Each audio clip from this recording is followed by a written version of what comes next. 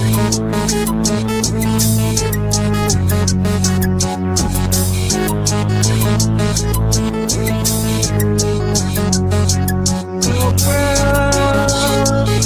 got motion, we got a motion, we got motion. Bitch, I'm back. About to get racks on racks, but I gotta be careful what I say. These niggas be racks on racks. I don't know who all my enemy is. Some people like to pretend, but if you green, you in. You got smoke, blow that in the wind. Paper first. Then fall on the yacht. I already got my circle that's smaller than a dot. But if I have to call my cleanup crew, they gon' be with my. So by the way, I can't forget to mention, please don't be my eyes.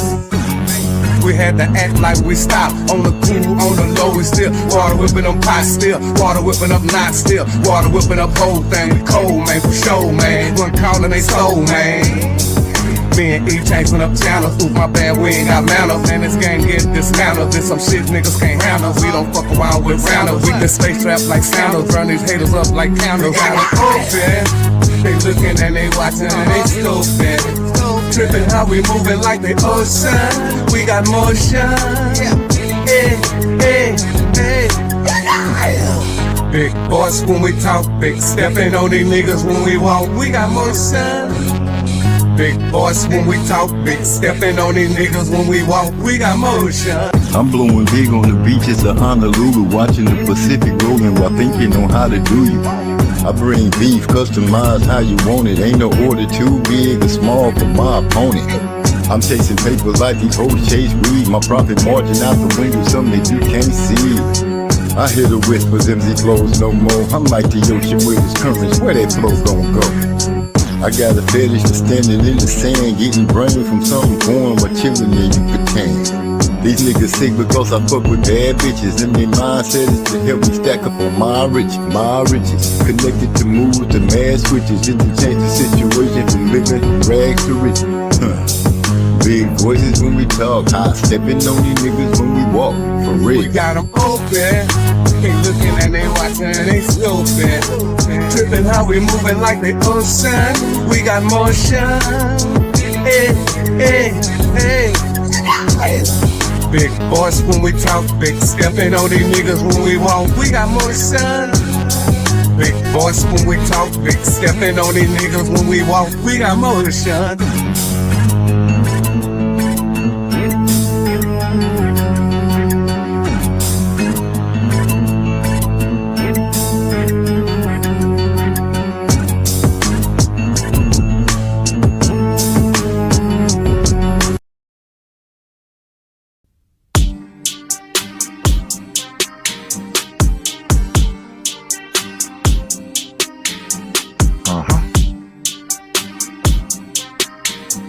Right.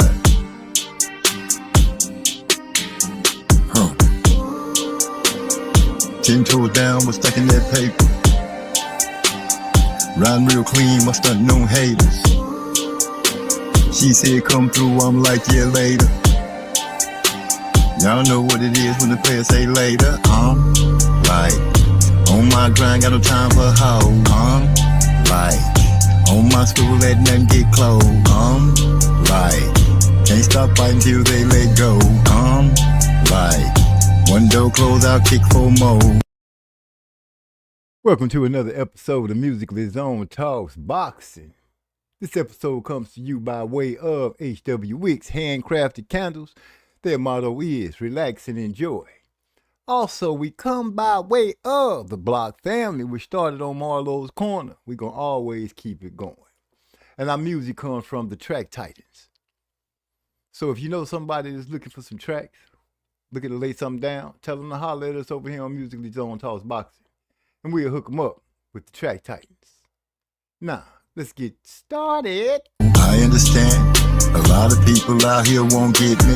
Yet here I be playing on the spot where the whole world can hit me. Please understand, everything I lay down gon' be tight. I can turn that left into a right, make a dike turn into a plumber chasing that pipe. Make a mumble over words I say. Got me stumbling over the words they write. Even though they claim to be using a third eye, soon you'll see they have no sight. Running over these tracks like Saquon Barkley, throwing it deep like Jalen Hurts. They say that the MZ can't touch down, so tell me why they raising they skirt. Like, one door closed, I'll kick 4 more. Like, on my stool, let nothing get close. Like, can't stop fighting till they let go. Like, on my grind, got no time for hoes. Lights, cameras, action. Making money, got haters reacting. Or you thinking that you gotta lick, better think about it before you be in a casket. That could be drastic, now they be asking, who the hell done sent the assassin? It's a lot of crying and screaming and crying, cause killers got blasted, that was their passion. I ain't never been the one to come hate on, even though they was the ones to come hate on. Now they gotta wait around to see what it is that I will be raised. And all of that talking they doing don't move me. Better believe this ain't a movie. Better be hoping your people are praying when I come through, I don't pursue that. Big ZD be laying low, the apostle. Most niggas up in this bitches imposters. Half of them hoes, they ride with gobblers. Dipping my lobsters, exotic sauces. Hollywood bosses, never take losses. 700 horses leaving you nauseous. Hit the gas, ain't no way we gon' pause it. Run it up till them bags is coughing. I'm the one that people came to see. I'm the one that people claim to be. I'm the one that people mainly flee. I'm the one that people aim at G. Most of them niggas is missing, I glisten. All I need is a pot in the kitchen. Front to back, independent suspension. Wrist whipping like a compass transmission. Never stopping, that's the only mission. Get it done, ain't no need to be wishing. Step strong, hold your dirt, no flinching. All my killers back, didn't I mention? Say the word, red rubber's the order. As the tells you die, flipping the quarter. There it is, nigga, now you a martyr. I guess today was your last tomorrow.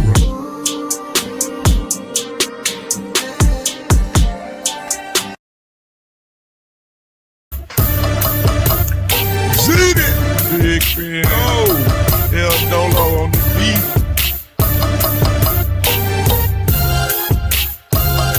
Oh, stainless steel dominoes, you know I'm about to lay 'em down. IT got that rapper beat, it's only right we plays around. I keep my haters close and my enemies on speed dial. Bitch niggas run them up, but yet and still I gotta feed y'all. I'm first at the table, but the last to eat. SOP, fuck bitch, I get the largest piece. Any shorts coming down the line, we ain't having it. If you can't handle up on your business, then we'll manage it. You know what that mean? We bout to beat the brakes off your motherfucking ass. 5 shots to make them take off. Bake off, I keep them cakes like Lil Deborah. Laying up and pillow talking, ho, that's just irregular. That's how you get a whole dub for your madre and an ore drum. Filled to the brim with your padre. Fought a valiant fight but fell short on his last test. The only thing that nigga got free was his last breath. Better tell him don't freeze now. I'm playing chess, come through and knock the queen down. Screwed up in Houston, so I sipped a little lean. Wow, meanwhile my comp is missing like they name is June Tile. Heaven on earth, I got some angels when the demons round. 100-round drum will have them holy when they hit the ground. Squeeze them like a python until they can't make the sound. Show up to the service just to make sure that he in the ground. It's over now? Nah, he got some partners that was talking loud. Plus he got some brothers that I'm sure gon' try to move the crowd. Squeeze him out, so I can show him this ain't PG. I love to see him agonizing just because they hating me. Real player shit's legit, no skid. Queso with the chips, I dip from whole shit. Preferably somewhere chilling by oceans. Drink with the umbrella in it, smoking. Some valid shit on in the zone, post it. Do say to the face, no chase, roasted. Relentlessly representing, really it's no shit. Cold shit, I hit a lick off the bitch for 4 bricks, then dip. Now that's what I expected y'all to come through and do, man. They said that the rap game was dying out, but apparently we was missing some of the hard hitters like Stony Hayes, Z-Day, and MZ. Let's get it. What's up? What's up? What's up? It is September 2nd. That means we got 11 days till the fight that everybody's been saying Crawford ain't ready for. Well, I guess I'm here to make some people upset. Talk some noise, you know. Go for Crawford. Now, last week, I was a little ahead of myself. Came on early, what have you. But forget about that. I want to open it up and talk about the fight that for some people, this should make Crawford's legacy stand out, pop. You know, it should put him where he needs to be. But I'm sure, I'm almost feeling it in my bones that when Crawford wins, they're going to have 101 excuses for old Nello. And I ain't buying it. I don't want to hear nothing from nobody after this man go out there and do his thing. They say Crawford too little. For years we've been hearing skills pay the bills. They say a good big man beats a good little man. A lot of this and a lot of that. They're not giving Crawford no chance at all. Even though we do know history has shown that it is possible, very possible, for someone like Crawford with skills to be out the game, not have boxed for a year. I won't say out the game, just not have boxed for a year, but still working. Because Sugar Ray Leonard showed us that you could take a time off if you got skills and determination and heart. You can beat the odds. He beat Marvin Hagler. That's right. That's what my mind always goes to when I think about this fight with Canelo and Terrence Crawford. My mind always floats to Sugar Ray Leonard, Marvin Marvelous Hagler. R.I.P. I think that the odds aren't stacked against Bud, except for, you know, it's kind of hard to beat Canelo on the cards. Hell, Floyd Mayweather, who watched him, lost one of the cards, which I'm still puzzled about. I'm sure the world is too. Not the Canelo fans. They made excuses for him. Canelo was young and green. That excuse is out the window, out the door. Gone. Don't want to hear about it. What I want to hear about is why people think that Crawford don't stand a chance. Me, myself, I believe the man stands a chance, and I'm going to talk about that. We're going to wait for our brothers and our sisters to roll in because I know the bat signal that went out. But like Bomac said, you know, I tend to believe that Crawford going to beat the dog out of Canelo. I just feel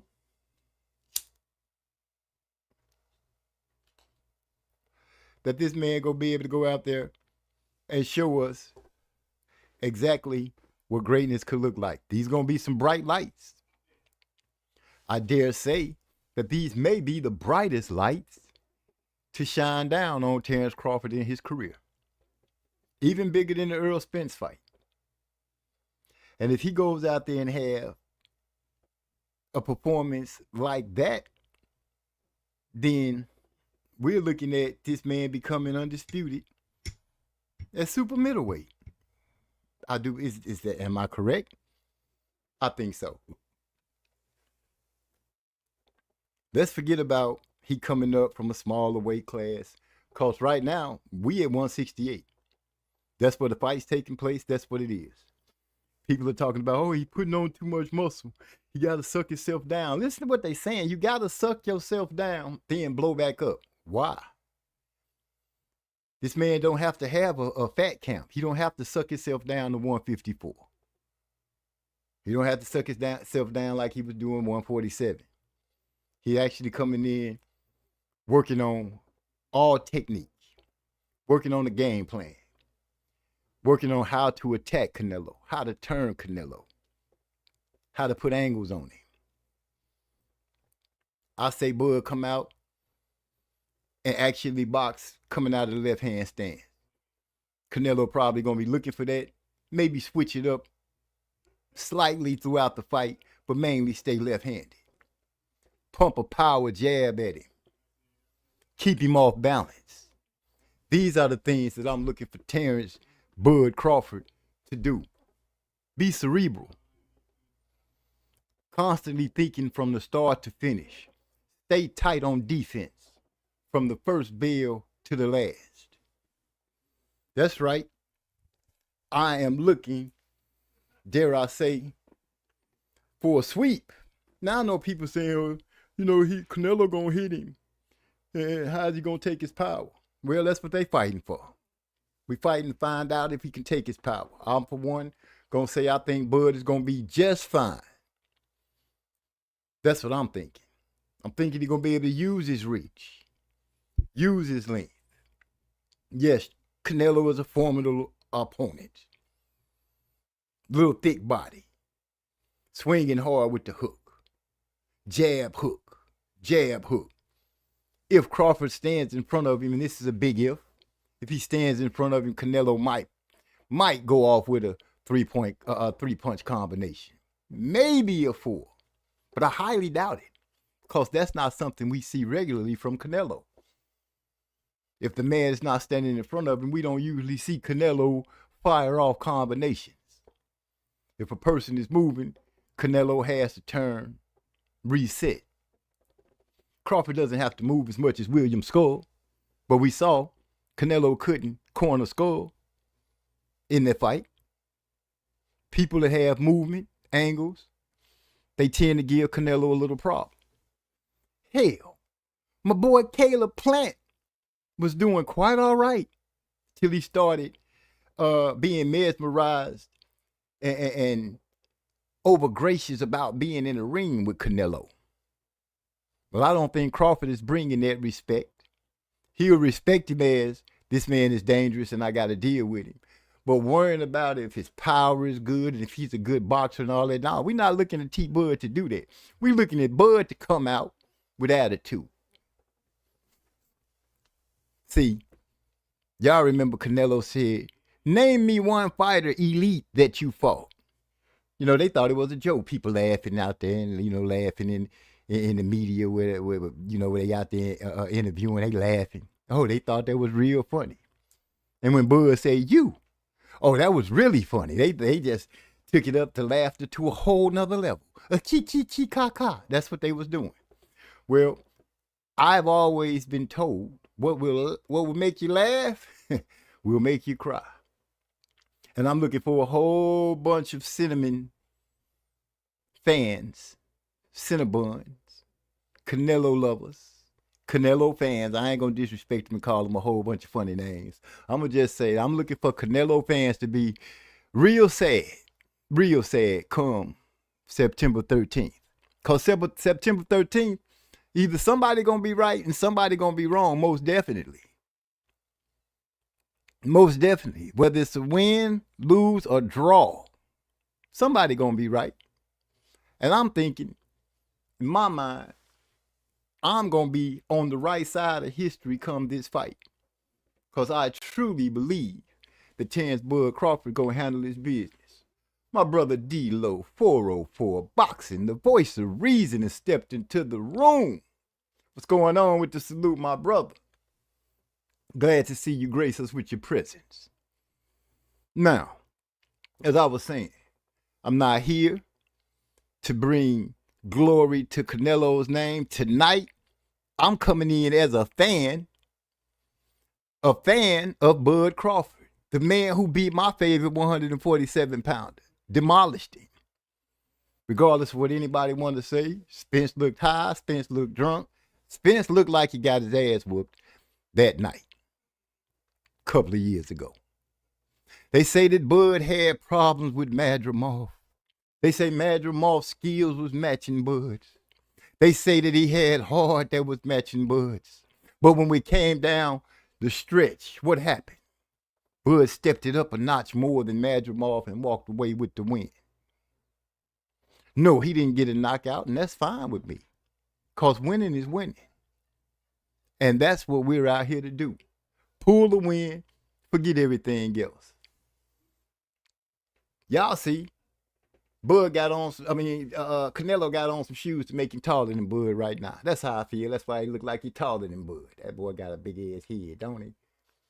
But I got a feeling Terrence Bud Crawford is going to surprise the boxing world. the sports world, and all those boxers and pros that claim they know so much that Bud just gonna take a loss. Oh, my brother Trey X, the man that can call the frog from Will. Best fight caller that I've ever heard on the YouTube airways. Trey X in the building. What's up, my brother? Salute, what's going down, man? Man, I'm here to aggravate some people, make them mad, have them hot, because I feel like I need to talk about Bud and give him his bragging rights and just talk him up for the simple reason I don't believe Canelo gonna beat him. I know I might be sounding like I'm coming out of left field, but that's how I'm feeling right now. And I felt like I need to come on here and aggravate some people. So that's what I'm gonna do. Big bro in the house, Ernest Davis, aka Texas Timbo, aka Manny Draperlin, Maestro. OG, what's up with it? What's going down? Tell Big Sis, I said, hey, I know she over there chilling. Yeah, I'm coming off a motherfucking illness and shit. I'm about 90% back, but I'm full of this doja, ready to talk some boxing. You know what I'm saying? I hope you're feeling better. Yeah, I'm about 90% back. I still feel it just a little bit, but I feel a lot better than I did. You know what I'm saying? That's good. That's good. Still kind of congested and shit, but it's all good. But you talking about this Canelo and Crawford fight, huh? Yes, sir. Yeah, I see a draw, man. I've been saying that shit for a little while, but the more I think about it, that's the more I see a draw. Like, I think both fighters got enough respect in the game to where the politics, I think the politics really wouldn't want now one of them to lose. I think if either of them win, they're gonna have to win wide. I'm not sure if that's the type of matchup to where they just gonna go out there and steamroll a motherfucker. Both of them have been around the block a million times. They got all kind of accolades and shit, all kind of experience. They fought good fighters.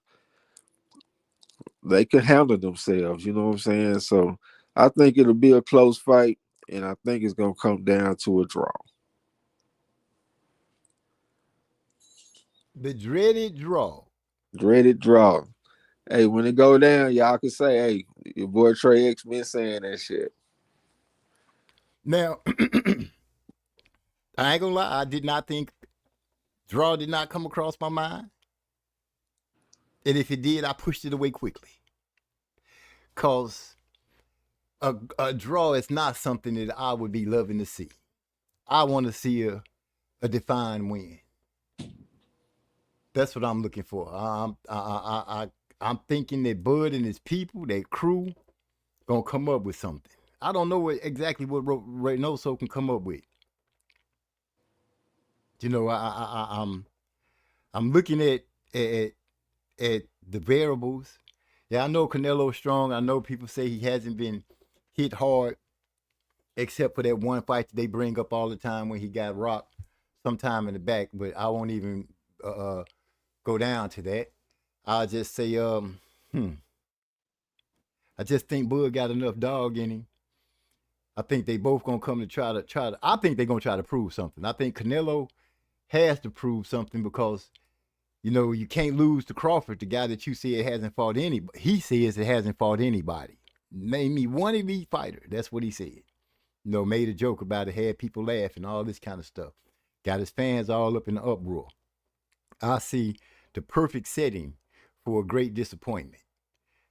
A draw would be a great disappointment for all the fans. But I'm thinking that one side of the fans got to hurt just a little bit more than the other. That's what I'm looking for. Rod X in the building. He said, "What's up, my people?" Salute. What's going down? D-Lo come out. He said, "I can see Crawford whooping Canelo 9-3, 8-4, and getting the draw if he doesn't get a knockdown." Well, that's also part of my draw assessment. Because it's hard to beat that motherfucker. Like, we sat up here and watched Bivol whoop his motherfucking ass like that for real. Like 9-3, 10-2, 11-1. I'm talking about shit. I don't remember giving Canelo many rounds, bro. And that motherfucker lost 7-5 on all three judges' scorecards. It is well within the realm of possibility that Crawford could clearly beat him in our eyes and still get a draw. I think the game got enough respect for Crawford and his legacy to not fuck him over and rob him and give a win to Canelo. But I do think they can give him a draw though. You know what I'm saying? It ain't a loss. I do think they'll be willing to handle him like that. You know what I'm saying? So yeah, that's part of my assessment for a potential draw. Yeah, I can agree with you. D'Lo say, oh, wait a minute, Rod X say, if it's a draw, that means Bud probably won. I feel you on that one, Rod X. D'Lo also said Bibble put on a clinic like he was practicing bag drills on Canelo.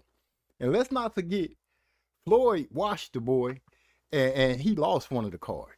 No, he didn't. It was a majority decision. It was a draw, 114-114 on one of the cards. Oh, okay. That's still just as bad. That's horrible. We know there wasn't no damn draw. So I'm sure Bud knows that. And I just believe that the man gonna show us the skills that pay the bills. This is his chance to shut everybody up. I mean, really shut everybody up. Spence was his chance to shut up a lot of people, but we seen how that turned out. A lot of people said Spence looked high, all this kind of stuff. They made excuses for Spence. He didn't.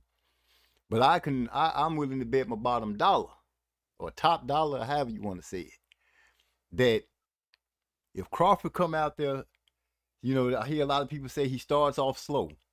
But I don't think he's going to start off slow this night. I think he's going to step to Canelo early. That would be the smart thing. Step to Canelo early.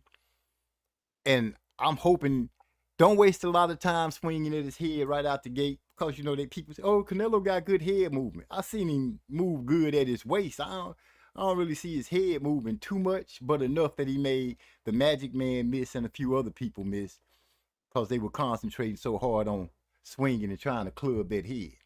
But work that body. Work that body because he's going to come, I believe he's going to come with the high guard like he always do. Try to walk somebody down. And for me, Crawford got the long enough arms to stick some shots into that rib cage, to that stomach, that bread basket. Try to zap some of that energy away. Canelo don't have the greatest gas tank. We do know that. To me, he fights in spurts. Unless somebody lets him get him up against the rope so they stand there and let him get his wailing off on him. And I don't think that, I think Crawford is too smart of a fighter to do that. Yeah, the fight that's been coming to my mind is Pernell Whitaker versus Julio Cesar Chavez. I'm thinking some shit like that potentially. Like I'm thinking maybe it could be a close fight. They call it a draw, or like what D'Lo and Rod X been saying, it could be like Pernell Whitaker and Julio Cesar Chavez. You go out there and box the motherfucker up. We all know how it went down. Then they get a man a draw. You know what I'm saying? I could see some shit like that.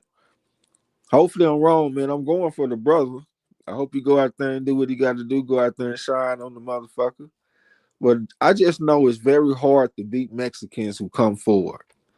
Like, if you just look at the judging in them type of fights, you always scratching your head. You be like, damn, man. And then they put up some CompuBox stats. You be like, damn, he really outlanded this man. Like, it looked clear that the other dude is outlanding this motherfucker 3-to-1 ratio. And then they put the punch stats up and they got this motherfucker slightly ahead. Man, it's just so many politics behind that shit, man. You know, they fan base is looked at as a driving force in the sport. Then the people, you know, they really putting a big emphasis on no running and all that kind of shit. Turkey out of shit, he threatening to narrow the ring. And, you know, he's saying the shit jokingly, but he also like offering bonuses for what he say? I can't even remember how he put that shit. Maybe I'm tripping. They got bonuses for knockouts. They did get some bonuses for knockouts. I know he's trying to do something like to encourage less movement. It seems like that's something that people want to get to. They don't like the boxing and moving and the science and all that kind of shit. So like the Mexican who coming forward, that seems to be the prototype, the prototype of what they want to see these days. Motherfuckers coming forward on some rock'em sock'em robots type shit. So just Right. looking at all that shit combined, I just see like it could be some bullshit going against Crawford's style going into the fight, and it'll favor Canelo. But like I said, I think it's enough respect on Terrence Crawford's side to where they won't just fuck him over, but they won't give him the victory. You know what I'm saying? That hopefully I'm wrong. Yeah. Well, the movement where people say, I'm hearing a lot. I have heard a lot of people say, "Oh, here, all that running and stuff they fight boxers do." Well, I'm going through my mind, and I can't really say that Crawford has fought like that. I've never seen him just on his bicycle moving around a lot. I've seen him make subtle movements, left, right, maybe a couple of steps back every once in a while, but he's usually right there in the pocket, ready to give you something when you make a mistake, give you something when you miss. And these are the things that I'm looking at from Crawford. I'm looking at him to be to have his general hat on and go out there to war like it's supposed to be. You can't really look at his past fights though in comparison to this, in my opinion, though. Because like I have seen a fight where he did a lot of movement. That was against Victor Postal. He was on his bicycle for the most part, the whole fight. He did his damage and did what he had to do. But he was definitely on that bicycle. And that's a guy at 140. So if he felt like it's a need to fight that type of style against Victor Postal, it's not out the realm of possibility that he would use that style against a bigger, stronger man than Canelo, somebody that could really hurt him. You know what I'm saying? So I can't look at his past fights and say, well, he fought this way against these guys, so I think he'll fight this way against Canelo. The other guys ain't posed the threat that Canelo posed. And at the same time, I'm pretty sure he got a level of respect for Canelo that he ain't had for his past opponents. You'll be surprised how that affect the guy. I don't expect for him to stand in front of Canelo. To me, that's giving him the Canelo his best opportunity to go out there and land something on the motherfucker. He gonna have to use some legs. Canelo, he done fought southpaws. Motherfucker got a bunch of fights. He done been up and down against southpaws. Like I done seen him struggle with Esrelani Laura. I think Austin Trout is a southpaw, if I'm not mistaken. He had a little trouble with him. But I also saw him have some success against guys like Billy Joe Saunders and shit like that. And the type of counter punches and shit that he was landing on them, that was what was impressive. You know what I'm saying? That shit was sweet. But Crawford them, they know all this shit. So they not about to sit up there and get this motherfucker his best opportunity. I'm pretty sure it's gonna be some time they step to him and get some respect out this motherfucker. But I definitely do expect them to use that ring. I feel you with that. And the reason I said that he'll be in range because his arm reach, that arm reach, which played a good role for Floyd. I think it'll play a good role for Crawford. He used it correctly. That's what I'm looking at. One thing that I'm expecting to see at some point, I'm expecting them to lock up the way him and Earl did at one point, just to show Earl that he wasn't that he was stronger than him than Earl. And if Crawford finds out that he can move, that he's strong enough to mess with Canelo, I think that's gonna give him a little more confidence throughout the fight. If he can get Canelo to speed up just a little bit to help burn that gas tank up, that's also gonna be a check in the box for him as well. If he can tee off on Canelo when he knows that Canelo gets tired, I think that'll play a good role for him within the fight. And speaking of Laura, like D-Lo saying here, Laura had whooped Canelo enough to coast late and still should have won like 8-4. But we know how that went. And he said, CJ Ross, who said the fact that she felt Floyd won clean. Go figure, her giving a draw card. So I don't know what she was thinking. She must have been on something that night. But like they said, she haven't called the fight since then, has she? I don't think so. Yeah, they said since she hasn't called the fight since that fight. Good for her. That's what that is. That's what she get for making a dumb decision. You supposed to write the card the way it's supposed to be. Not say you felt like he won cleanly and then give a draw. That makes no sense at all. Rod X is saying Crawford is going to have to land clear and effective punches. Oh, I think he will be able to tee off some clear and effective punches because I noticed Floyd did that sweeping like a sweeping hook to go around the guard and catch Canelo a few times. Now I know Canelo is a lot more seasoned than when he fought Floyd. You know, he almost at 70 fights. You know, the man, like you said, he's been up and down the ranks with a lot of people. The other lefties that he's fought, you named Trout. Who else did you say? Laura. You know, which he had problems with both of them. I believe Crawford to bring him the same problems. I'm hoping that he don't look at Crawford and think, oh, I can go straight to this man because you know so many people are saying Crawford coming up from a smaller weight class, he just not gonna be there.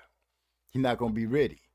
He didn't have to do a lot of weight loss in training, so it wasn't a fat count.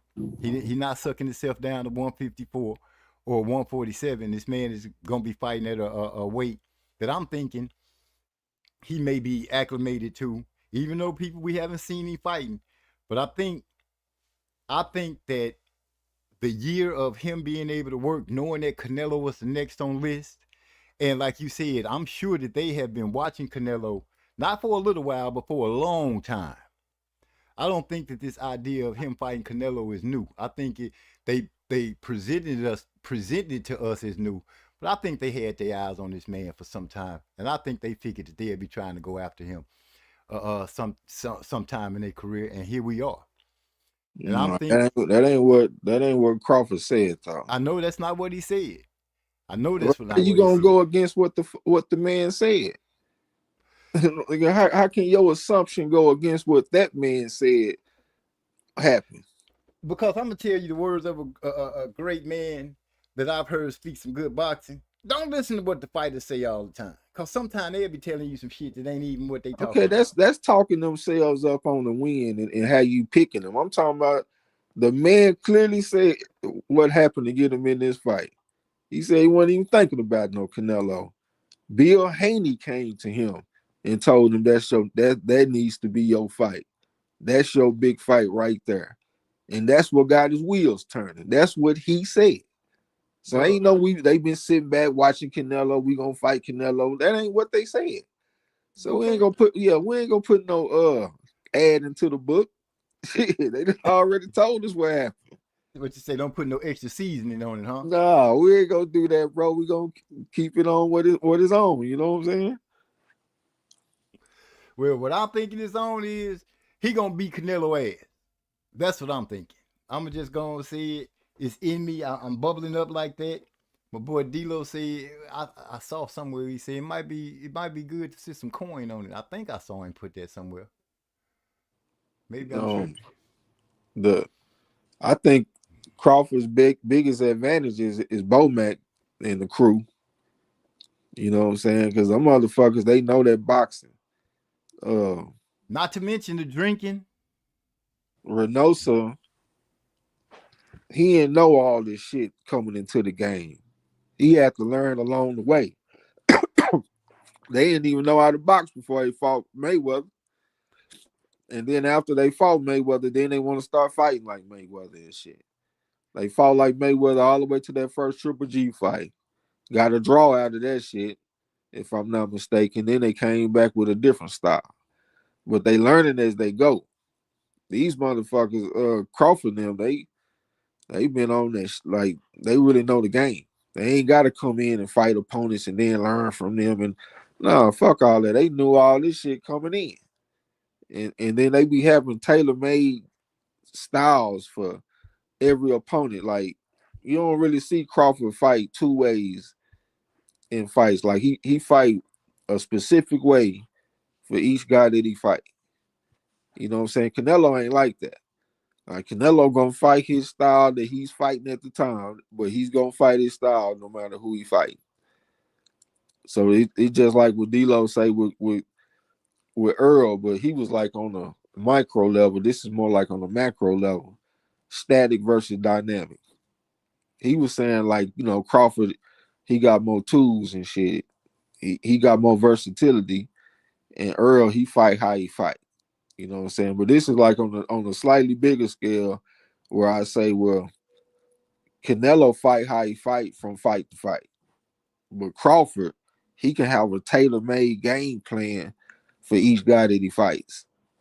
You know what I'm saying? See, Canelo them, they ain't got that. So the corner from Crawford is definitely his biggest asset going into this fight. Not to mention, Bomac used to fight himself, so that's an extra wrinkle in their corner that Canelo don't have. And, unless I'm missing something. So I'm thinking that, you know, by Bomac actually being in the ring, he brings a little more to it. And plus the rest of his crew, like you said, I don't put nothing past the three-headed monster. And like you said, I believe in a tailor-made fight plan for Canelo. That's what I'm banking on that these guys do. They have a certain plan that they're gonna put on Canelo because, like you said, they know Canelo fights his fight, regardless. You know, he gonna swing and he gonna try to hit you wherever he can land it at, on the arms, the shoulders. I'm hearing people after he hit Canelo. I mean, he hit Crawford so many times on his arms gonna be tired and this and that. Well, I'll give him a hard like Bivol and say he'll be able to take that. I truly believe that Crawford is gonna show us he is a piece of steel in that ring, and it's gonna take hell, like Mayweather told Mosley, you're gonna have to kill me tonight. You're gonna have to really do something drastic in order to get this win. And I believe that's what's Canelo going to be. That's what Canelo is going to be facing come the 13th of September, facing Crawford. He gonna have to get Crawford out of there. That's a dangerous thing about Canelo, though. The fact that he doesn't have to land clean scoring blows to put something on you. What other fighter in the game is concentrating on hitting you in the arms and shit? You can't name now. No, right, you're right. That is some old school shit, and that's something that I am kind of concerned about going into the fight.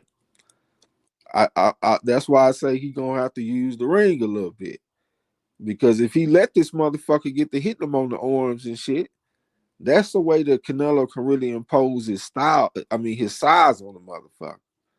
He gonna really feel like that he in a bigger weight class if he get to doing all that shit, banging him on the arms and hitting him in the chest and all this type of shit. And you know, you could be a dog, but your body gotta hold up to the shit. And that'll be an experience that he ain't never had before. He ain't never been in the ring with nobody hitting him on the arms and shit. He ain't gonna be facing that in sparring and shit either, because who the fuck doing that in sparring? That'll be something new. And like when I look at what Canelo does, that's the only thing he does that I feel that Crawford ain't never seen before. Like I could clearly say that he has never seen that before. I done seen most of his fights, especially since he broke in on the scene against Brady's Prescott. After that fight, I done seen all his fights.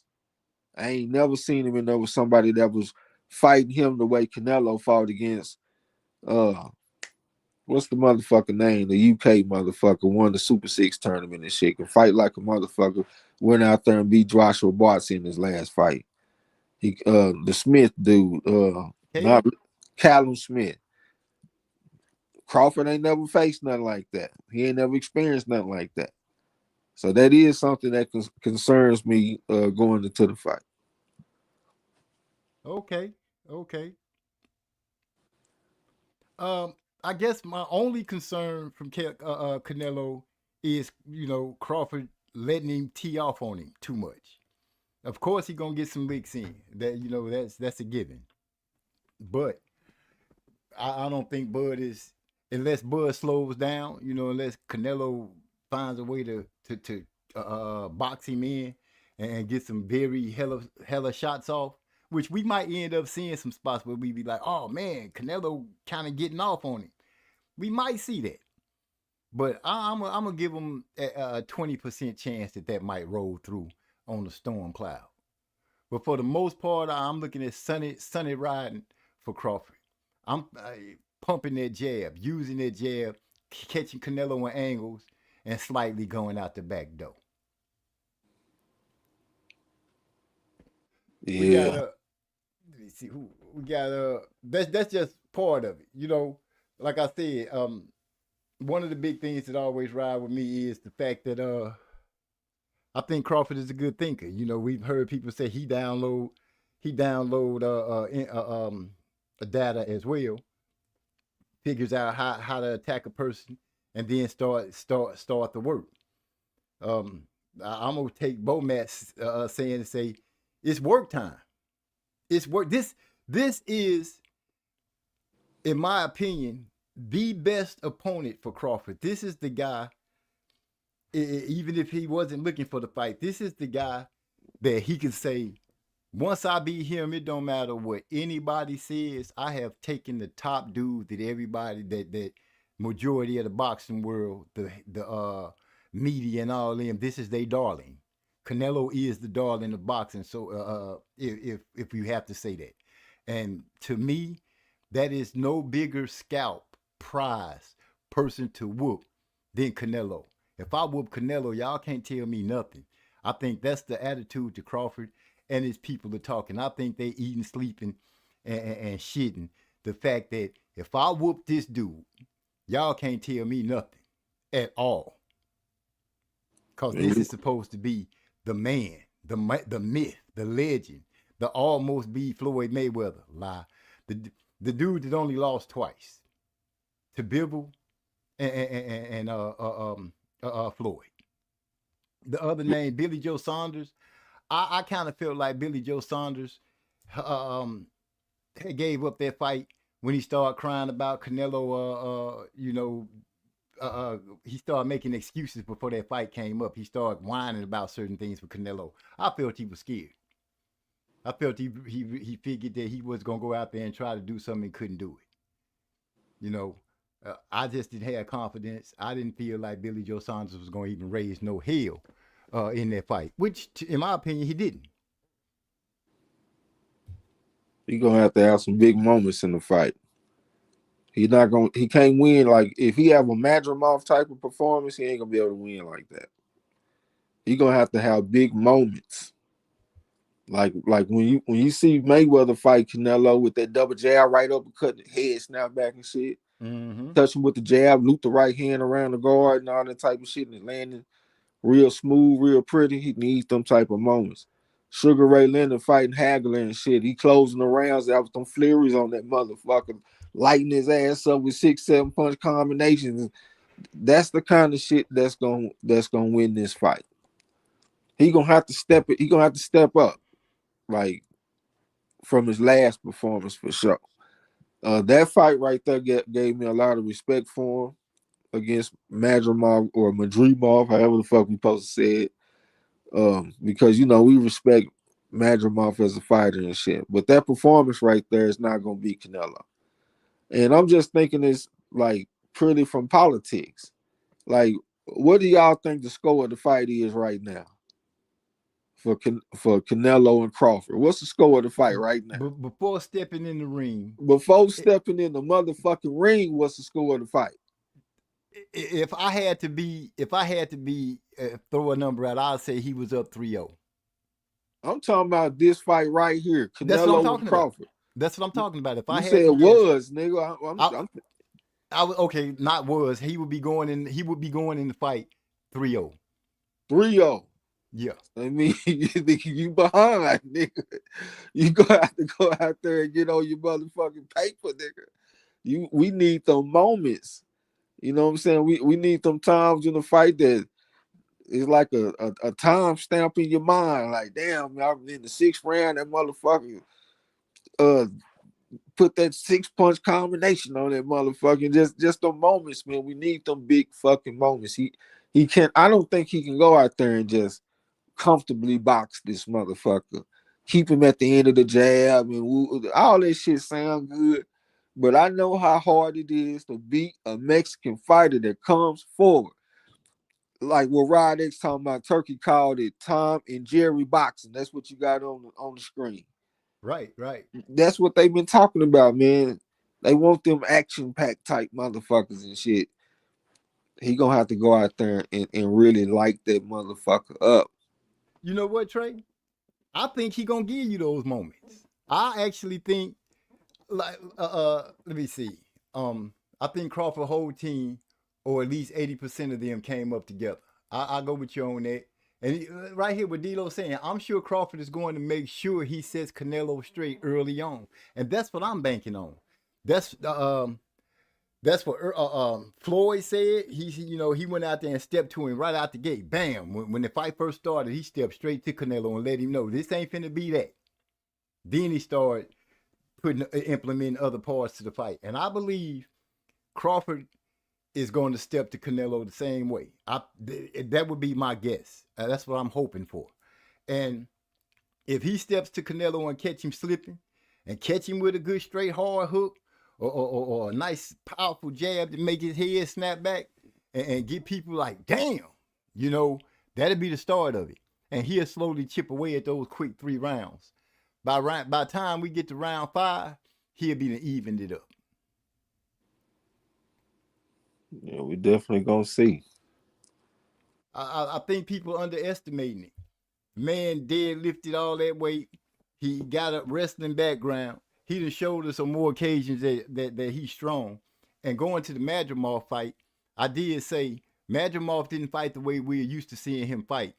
And I put to that is because he had realized Crawford had knocked out everybody. He stopped everybody at 147. Everybody. Not one person that he fought survived the stoppage. And I think that played on Madrimov's mind. And he didn't want to go out there and get caught and get dizzied out and beat up. So I think he fought a different game plan, which made the fight look more difficult than what I think it looked more difficult than what it was. That's what I think. I think when Bud found out Madrimov was fighting a certain way, he went on and figured, I can beat this just like this. He only doing enough for me to have to do what I need to do. With Canelo, I think the wheels will be turning a little different. It's more than just fighting this man, him bringing me something. I think this is going to be one of those fights where Crawford and his team is going to be like, punish him in areas that open themselves up and available, and then get the hell out. Punish him and get the hell out. Move around, make him reset, punish him, get the hell out. Be very aware of the counter hook. I can't stress that enough. Be very aware of that, because even though Canelo seems slow, that hook be fast in the bitch. I won't take nothing away from him on that. That counter hook sometimes just shows up out of nowhere. Whop, like that. Like when he caught what's the youngster's name? Belinga. That hook was so fast. I was surprised how quick he came out. That fight right there is an indictment on Canelo right there. That's an indictment fight. And motherfucker went out there and went the distance with Belonga, and Belonga couldn't even go. How many rounds that motherfucker went against Shiraz? 5? She 2? About, I guess 5 rounds. It was some shit. It was fast. It wasn't that long. That was an indictment fight. That's another thing that Crawford got on his side, because Canelo he on the downside of his career. You know what I'm saying? Like that Shiraz, not Shiraz, but that Belonga shit, that costs us money. Like normally a Canelo, like if a fighter go the distance with Canelo, he normally can go the distance with anybody. So we took the Shiraz and Belonga fight to go the distance and lost some money. Yeah, he went out there and got his ass knocked out. He got knocked out. So that was an indictment on Canelo. You know what I'm saying? Yeah, shit, yeah, I know what you're saying. But that motherfucker Crawford set you straight, didn't he? When he whooped the shit out of Spence. Nigga, you sound like you got Crawford on your Mount Rushmore now, nigga. Now, before we go there, what I will say is this. Whenever we talked about Crawford and Spence, I always said Spence my favorite 147 pounder. And I like Crawford everywhere else. Oh It's man, just the fact, nigga, you was all in. I ain't heard none of this good shit you saying now about Crawford back then. Cause I was on Spence side. I had to, DeCane and D-Lo was over there talking Crawford. I had to give the Spence speeches and hold the flag up high. But this ain't Spence. This Canelo. Even when Crawford was fighting Porter and all of them, I ain't heard none of this type of shit. Nigga, he set you straight. It's okay. I mean, just admit he set you straight. Oh, I ain't tripping on that. I've said Crawford showed me that he got the goods. He got the goods, which I didn't doubt that he had the goods. I just didn't want him to have the goods against Spence. But right here, right now against Canelo, oh yeah, I want him to have every good that's possible to have. Every wrench, every monkey wrench, every pipe wrench, whatever's supposed to be in a tool bag. 1, 2, 3, 4, and 5. If it's a 6, 7, 8, 9, put them in there too. You already put your money down? For Crawford? Yeah. Why not? That ain't a yes or no, nigga. Yes, sir. Nigga, you ain't bet on no goddamn Crawford lying ass. I ain't got to lie to you. I picked Crawford to win. What you bet it? How you bet it? On the money line? Yeah, for him to win. By decision. Nah, nigga. I just yeah, nigga, you lying like a motherfucker. I just asked you, did you bet on the money line? You said yeah, then said by decision. Which one is it, nigga? Is it money line or decision? Which one did you bet? It's gonna go the distance and I want the decision. Let me ask you this. What were the odds that you got on the bet? I just bet the bet. Oh, when I win, I'm gonna show you. Come on, I'm gonna show you. I said you got the bet down already, and you don't know the odds that you got for your bet. I just placed my bet. I don't look at all of it like you do. I just go in there. I know I wanted Crawford to win, so that's what I put my money on. So you took it on the money line or by decision? Distance and the win. To go the distance and him to win. So you made 2 bets. That's how I played it out. To go the distance and for him to win. And if you keep talking, I might go in there and say I think he could wobble. If I could find, can you bet on him wobbling Canelo? They might got a problem. You can bet a knockdown or something. Like I said, I feel like Spence was gonna knock. I think Crawford could drop Canelo. I think he can knock Canelo down. I'm gonna go ahead and say it, and I'm finna talk myself into saying this more. Yeah, I think with everybody doubting it, I think he gonna be able to pull it off, just because of the doubt. I think he gonna catch Canelo with something that Canelo not gonna see, and it's gonna be enough to make him have to wash up. We talking about one of the most iron chin motherfuckers in all of boxing.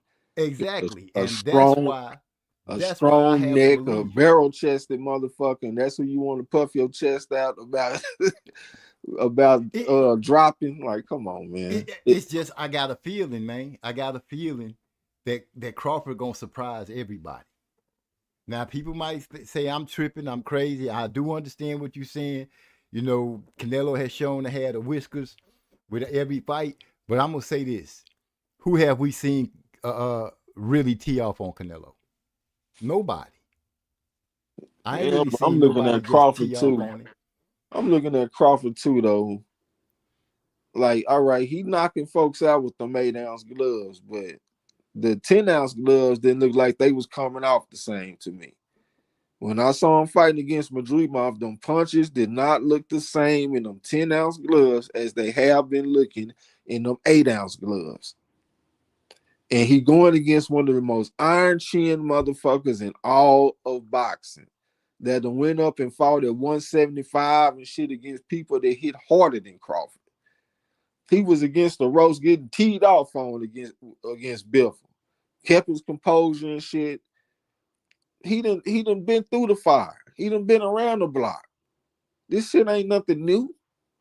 I know Like it ain't new. this ain't, matter of fact, him fighting against Crawford, even as skilled as Crawford is, this is not Canelo's first time being in the ring with skill.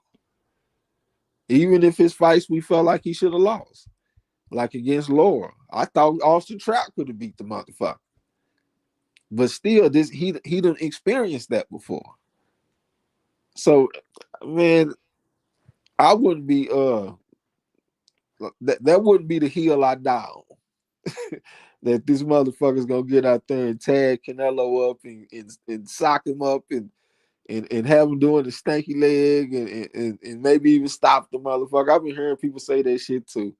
That's like a real big topic at the poker game and shit. Everybody been talking about. Everybody I didn't say think stop him. What I did say is you he drop. gonna catch Canelo with something, and I believe he gonna drop it. It could be a flash drop.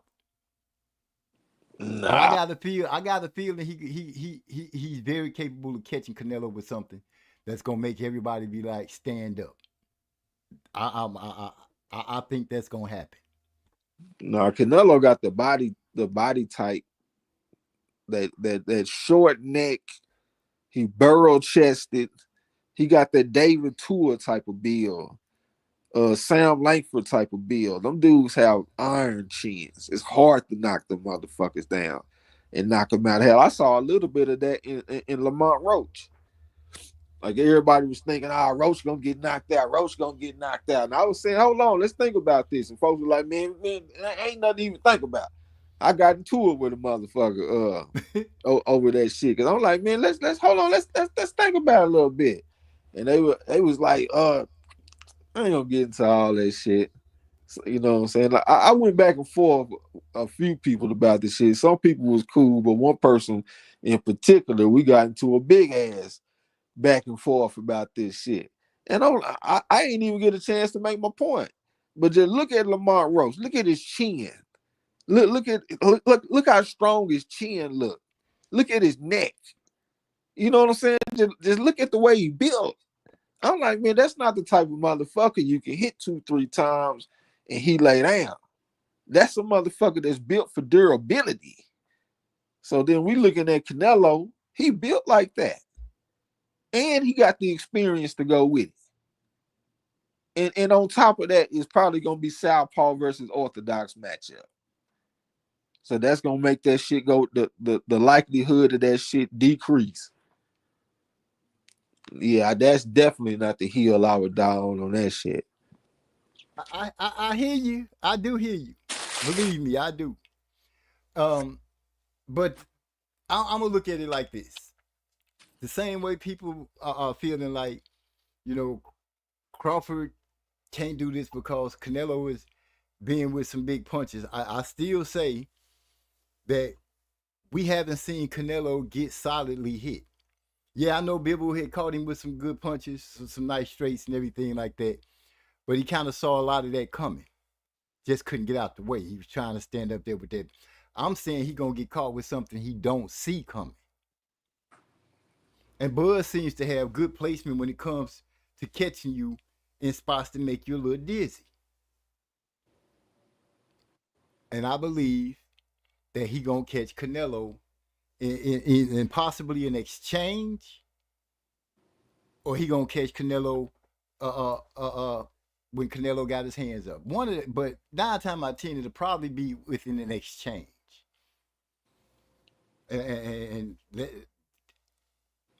I'm just saying, when it happens, just remember MZ said, I believe it can happen. Who you think hit hard out of Crawford and Golovkin? Who I would, naturally you would say Golovkin because of his track record, all the people that he was hitting, and that crazy punch that he had that he swings kind of downward and catch you like right there on the top of your head, right by the forehead before it going to the solid head. That punch be messing people up. Man, I saw this man hit Canelo with one of the most solid punches that you can get hit with. And the man didn't even wobble. Motherfucker got a strong chin, man. He is built to take some hard punches. Square business. Anything is possible in the boxing ring, but I would genuinely be very surprised if Crawford was to rock this man and drop him. I Be would be prepared to be shocked. surprised. Be prepared to be shocked. Be prepared to be shocked because he gonna surprise this boy. He gonna surprise the world. This is the stage. This is the stage for that to happen. I believe he knows that a card win is gonna be hard, so he's got to do something spectacular within the 12 rounds.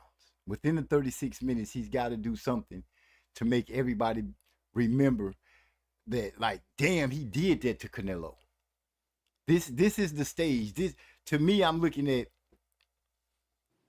the build of it, the stage, the setting, the chance for history to be made.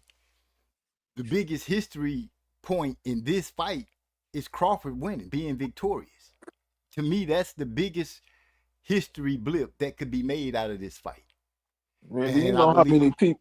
Do you know how many people I done seen lose their money betting on motivation? Yeah, that's what you talking about right now. Motivation. His motivating factors are what's making you say this type of shit. Man, there's been so many times I've seen people, hey man, this team, they need this win so they can make the playoffs and all this old type of shit. Them motherfuckers go out there and get stoned. That that motivation shit don't mean a damn thing when it comes to sports. It's about the stylistic matchup. That's what it's about. And the makeup of the contestants. In this case, the fighters. So all of that, he motivated because he need this for that and this and that and all that kind of shit. That ain't got nothing to do with what's gonna take place up in that ring. And if we just look at the raw data, Crawford by decision, if you're gonna bet on Crawford, that's the bet to make. You get about plus 210 over 2-1 odds. It's not likely that he's gonna knock Canelo down. It's not likely at all. We just seen Canelo in there with some good fighters, strong fighters, fighters that can punch, motherfuckers like Triple G, hitting them clean, and he ain't go nowhere. So yeah, the motivation and shit, it's a good story. I guess it's a good talking point. But in reality, it's not nothing you can hang your hat on. We got somebody named Lucky Upset in the house. And he's saying he never been in the ring with a bigger puncher. Now, Lucky Upset, I'm acknowledging you, but I'm going to also say your name is perfect tonight to show up in this chat because that's what they're going to say. It was a Lucky Upset. But Crawford going to take this fight. He going to take this fight. Crawford by decision, if y'all want to bet, man, plus 210. It was at plus 250, so some money done came in on the shit. It done lost a little value. But that's what you want to bet. Crawford by decision. D-Lo said Crawford is so hard-boiled, I think the first time Canelo tries that arm punching shit, he is going to give it right back, but worse. See, D-Lo thinking like I'm thinking. This man is... I can't put it into words the way I need to eloquently. All I can tell you is my beliefs in what I'm seeing, or what I think I see. Let me put it like that. I'm going to say what I think I see until it happens, and then I say, well, I guess I did see it. By hook or crook, that's something my older brother like to say, by hook or crook, Crawford going to pull this off. And he and Bo Magnum going to cheer and be happy. And Canelo people going to be upset and mad. He said, hell, Zabeda's trainer had him punching Shakur in the hands. I don't know where he gonna need to be punching it, but I think Crawford's elusiveness is gonna be dialed in. I think his defense is gonna be dialed in, and like you said, it's gonna be a 9 times out of 10. It's gonna be a full lefty righty fight. You know, Crawford gonna have to be aware of the right hand. Now I know people say he couldn't get out the way of the right hand against Madrimov. True, but who's to say they didn't tighten up on that for this fight? He gonna have to step up his game from that fight though, for sure. That same Crawford that went out there in that fight cannot come out there in this fight. He's not gonna win like that. Even though I respect the performance because I respect the opponent. That's your first fight at 154. You went in there and handled your business. I respect the shit. But I just know he gonna have to fight a level above that to beat this man Canelo, though, for sure. I think that level gonna come. This is a bright light fight. This is a bright light fight. And speaking on Roach, when he was getting ready to fight and people was talking about him getting knocked out, I did say that Roach was be the one that make Tank have to do more than what we used to seeing Tank do. Which he did make Tank do something we ain't used to seeing him do. I ain't gonna lie, I feel a little bit better if we had the Crawford with the short fro that fought against Earl. That motherfucker looked like he ain't got nothing on his mind but an ass whooping. He in the gym. He ain't going to get his hair done. This nigga is in this motherfucker to fight, nigga. I wish we had that version of Crawford, nigga. I think I like that version a little bit more than the long hair version. You asked for it. He gonna show up. He gonna show up. Watch. I'm telling you, he gonna show up. It's only what 11 days left. We finna see. I'm probably gonna pick him on the Champ Ross. I mean, I think he got some advantages, especially his corner. My pick for him is based on his corner, and I know that he can implement whatever they tell him. All three of them, and then Bomac be inviting them to talk. You know how some coaches be like, "Stop talking," and all the type of shit. He don't do that. He say what he got to say. Then he asked the other dude, what's his name? Red. I don't know why I keep thinking Red Spikes or some shit. I don't know what the dude's name is, but he asked the brother what you think. Then he come back to the Mexican and ask him what he think. You know what I'm saying? And then Crawford go out there and do that shit. I think that's something that Canelo don't have. And like I said earlier, I think Crawford got the versatility. I think I know that he's gonna go into the fight with a tailor-made game plan for this man. You know what I'm saying? So I like that going into the fight. I do think Canelo got some things going for him, like Crawford coming out a year layoff and all that type of shit. That's his weight class, politics, etc. But I'm gonna go ahead and roll with Crawford. I kind of think it could go either way. I'm gonna roll with Crawford on the Champ Ross, but I really think it's gonna be a draw, like I said earlier. But we'll see. Better not be no damn draw. I wouldn't pick no draw on the Champ Ross. I don't think he give enough points. I don't think 250 enough.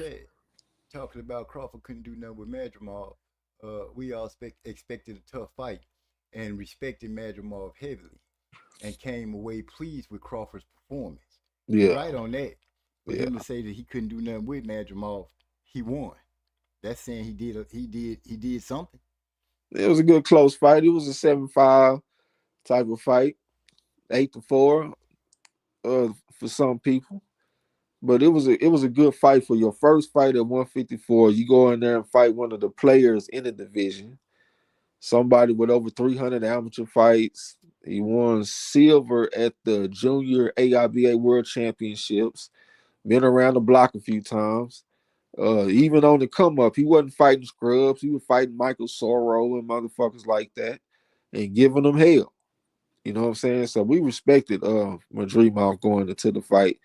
And we respect the Crawford win off that shit. Well, I go to one statement that's been said, and it comes to be proven true, and that is hard work beats talent when talent doesn't work hard. And I say that to say this: we all know that Crawford and Canelo is talented, but we have yet to see Crawford drunk slurring, or anything like that. We know Canelo like his alcohol. We know that. And to me, the time that he spent drinking, Crawford was working hard. And I just believe that this night, September 13th, will be the night that Crawford etches his name into the history books by beating Canelo. This will be his greatest win. Uh, uh, he could ride off in the sunset if he want to after whooping Canelo. But I do believe he gonna beat this man. Man, speaking of drinking, man, I had drunk some motherfucking Crown, and I don't never drink. That's not something that I do. But I was at the poker game and I had won already. So I was my pops and my partner was there. So I was just kind of just hanging out and shit. And the game is like a family type of game. Like most of the people kind of like, I ain't gonna say mostly everybody related, but like it's a small town. So like a lot of the people there are related. Like my dad, he play at the game and shit. It's a couple of father and sons that's there. Some cousins that's there. It's like people be coming in and out selling shit. It's like a community type of thing. So afterwards, I'm sitting up there chilling with my old school partner, and we just talking. And that motherfucker talked me into having a shot of Crown. Eh, Like I took that motherfucking shot, and it felt pleasurable a little bit. Man, I woke up the next day and felt like I was about to motherfucking die. Like, nigga, I'm talking about my head throbbing, body hot, sweating. I think I got a hangover. You know what I'm saying? yeah. That shit there was, man. I learned my lesson on that nigga. Fuck that alcohol. I do not see how anybody can consistently drink that shit. For real. Especially if you're trying to compete. That's crazy. Just like the fighter, I can't never remember his name, Jose Napoleon. Man, that's my first time remember that man's name. But they said he was a functioning alcoholic, nigga, throughout most of his career, and he was still whooping ass. You know what I'm saying? Right. I'm talking about one of the goats in the game. Yeah, top 100 fighter of all time was drunk. They say you smell alcohol in his breath every day in the gym, and he go out there and whoop your favorite fighter's ass. Yeah, salute to Jose Napoleon, man. Salute to that. That's an anomaly. If Not I ain't not never something heard. that should be duplicated, but salute to him though. Exactly. Uh, kind of lost my thought real quick. Oh yeah, and another thing too, another fight on that card to look out for: Lester Martinez versus Christian and Billy. That's gonna be a damn good fight. We got an Olympian going against a AIBA World Championship. I think silver medalist, and Lester Martinez. They got him Billy as the favorite, and Martinez, he a southpaw. His last fight, he went out there and whooped the shit out of an underrated fighter named Joe Sean James. Beat the brakes off of him, stopped him, and Joe Sean James was giving everybody smoke. When he went out there and looked like he was a fish out of water with Lester Martinez. That's gonna be a damn good fight. You know what I'm saying? And then another one too, Fernando Vargas Jr. You know, he want to go get some of that turkey out of Sheik money. So he Right. going over there. They put him off in there with a southpaw from I think I think he's from Ireland. I can't even think of his name, man. He got an amateur background and shit. He fought international. But Fernando Vargas Jr., he wanted to go get that turkey out of Sheik money, and they done put him out there bad. He probably about to go get his ass kicked, fucking around with this southpaw. They done put him off in there with. You know what I'm saying? Yeah. Yeah, it looked like the undercard is gonna have some pretty decent fights and shit on there, man. I can't wait to the card. I'm excited myself. It's a lot going on after that weekend. So I'm looking for that week to come through. It's gonna be all bells and whistles for me. Um, Lucky Up said Little Bud is not Bibble, but D'Lo came back with a good one. He said Crawford isn't Bivol.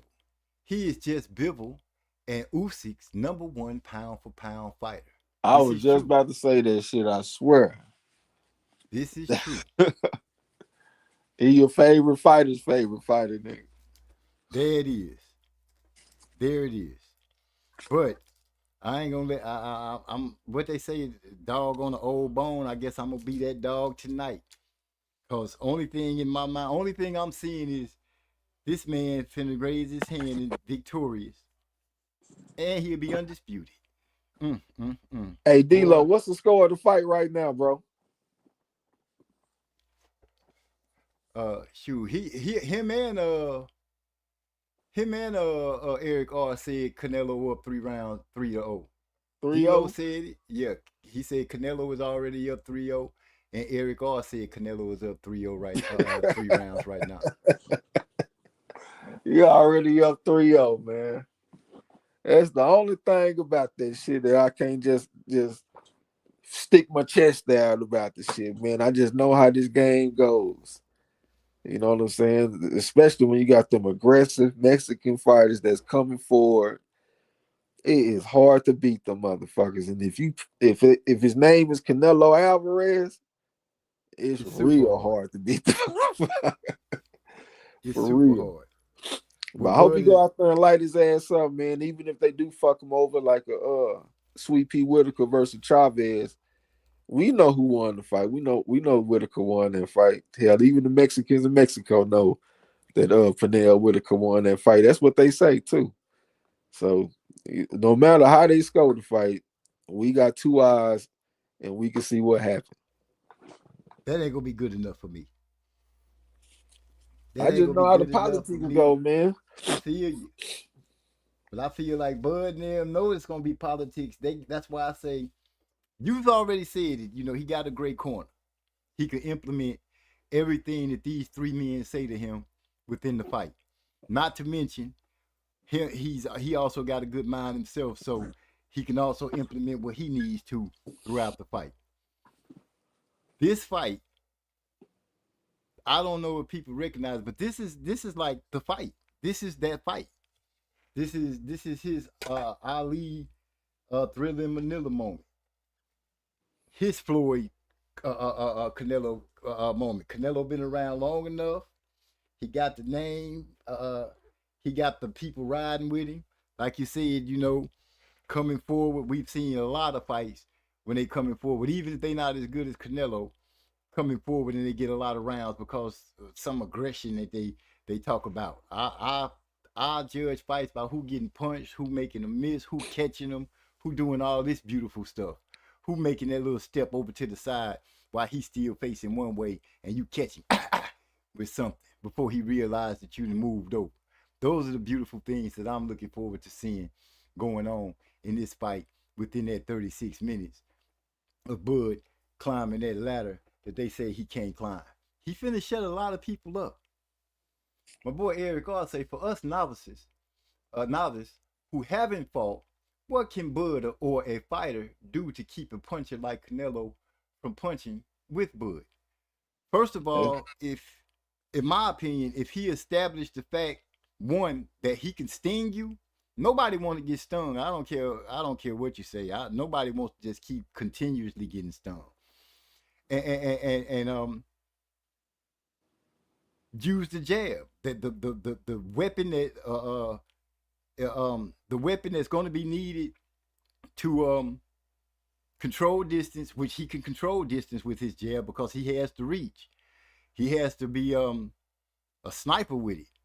You know, double up on it, even triple up on it. He's capable of doing that. It's not like he's not. We've seen him do it before.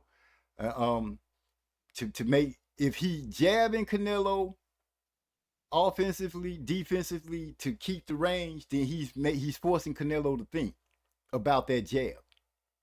And if he can make Canelo think about that jab, it'll make it easier for him to work on things. I'm not saying it's going to be an easy task or it's going to be easy to do, but I believe that the jab will be the key to the fight, and jabbing enough to keep Canelo thinking about the jab. What you're gonna have to do is keep the exchanges low. Don't get drawn into a fight because that's gonna favor Canelo.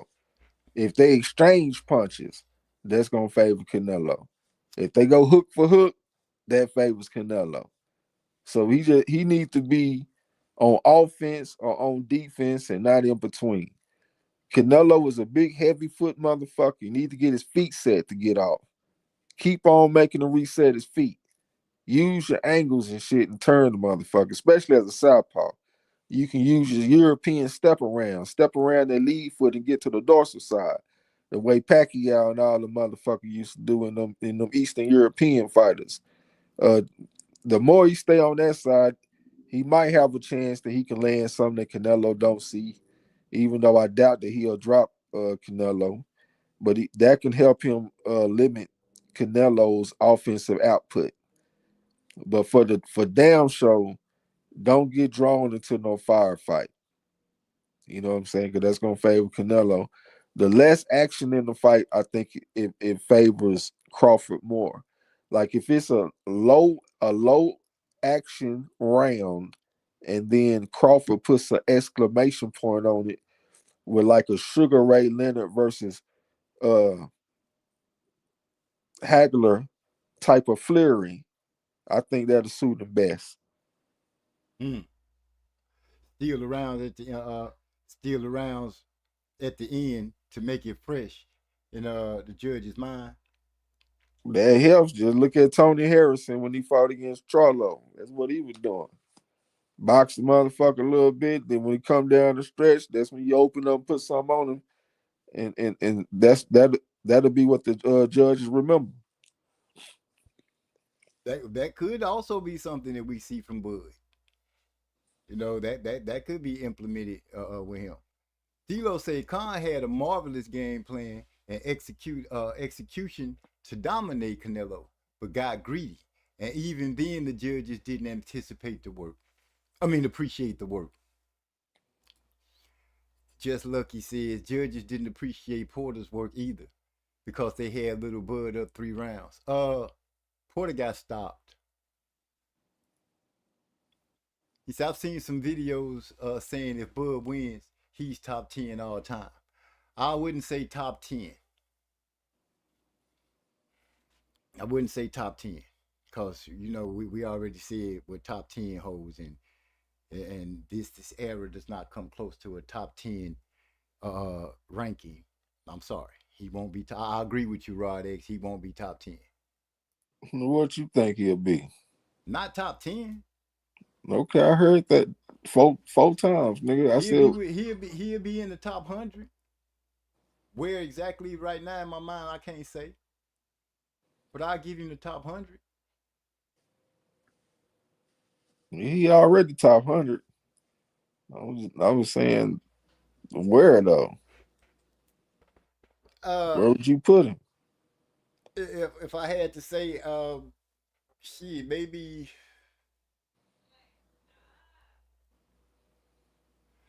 Oh, I don't want to disrespect him, but shit, the top 100 is a great place to be. I would say between 60 and 80. Yeah, that's fair. Yeah, that's fair. Cause you know you done broke down some historic people and just the rounds of fights they had, the 15 rounders, people that was fighting 15 rounders, and what's the little tiger? What's his name? Little Tiger. The tiger something. Slappy. Oh, Maxie You, Rosenblum. yeah, him. You got people like that's in there. You got guys that got more knockouts, and some guys got fights. You know, so yeah, I'll say between 60 and 80 would be a good place to rest him in. He said, yeah, Canelo has some equalizing shit, but his pace and tempo is not steady. But versus mofos who don't really want to engage, it is not going to be as what is that? Debilitating. Like Skull. Skull wouldn't let him debilitate him. Bill was just kept busy. He just kept busy. When he stepped forward, he gave him something from stepping forward, and that's what Bud got to do. When he step forward, throw that jab in between. Get it between their guard, and then follow it with that sweeping hook, or a nice kidney, a nice body shot. Pop that jab hard and shoot him something to his body. Red him up, make that body turn red. Kill the body, the head to follow. Help that gas tank dwindle. Cause I've been thinking and trying to remember, but usually Canelo is 1-2, 1-2, a jab and a power punch, a jab and a power punch. Very rarely do you see him go 1-2-3, 1-2-3-4, unless he got him up against the ring, against the ropes, and then you might see him try to open up. Let me ask you this question. Do you feel like this is a step up in class for Crawford? Yeah, of course. Of course. Now, in no way do I say that Canelo was a walkover or nothing like that. The man does have skills. Like you said, he has been in the ring with some good people. He hasn't been in the ring with people that we felt like could give him a good win fight, but he has fought.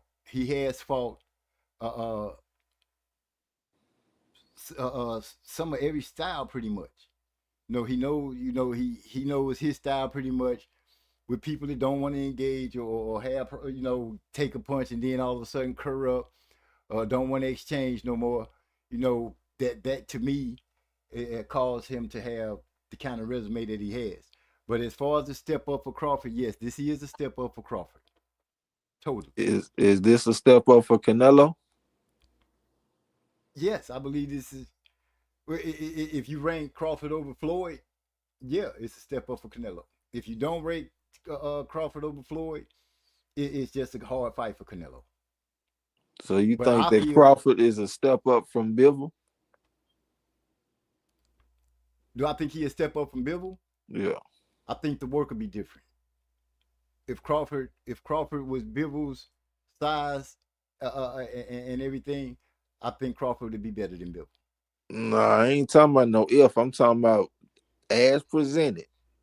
As presented, yes, I think Crawford. 175-pound version of Bivol. You think Crawford moving up to 168 is a step above Bivol? At 175. Let me. Okay, since you put it like that, let me mold it real. Let me roll it. I like Bivol. I really do. Is Crawford a step up over Laura? Laura was pretty bad motherfucker.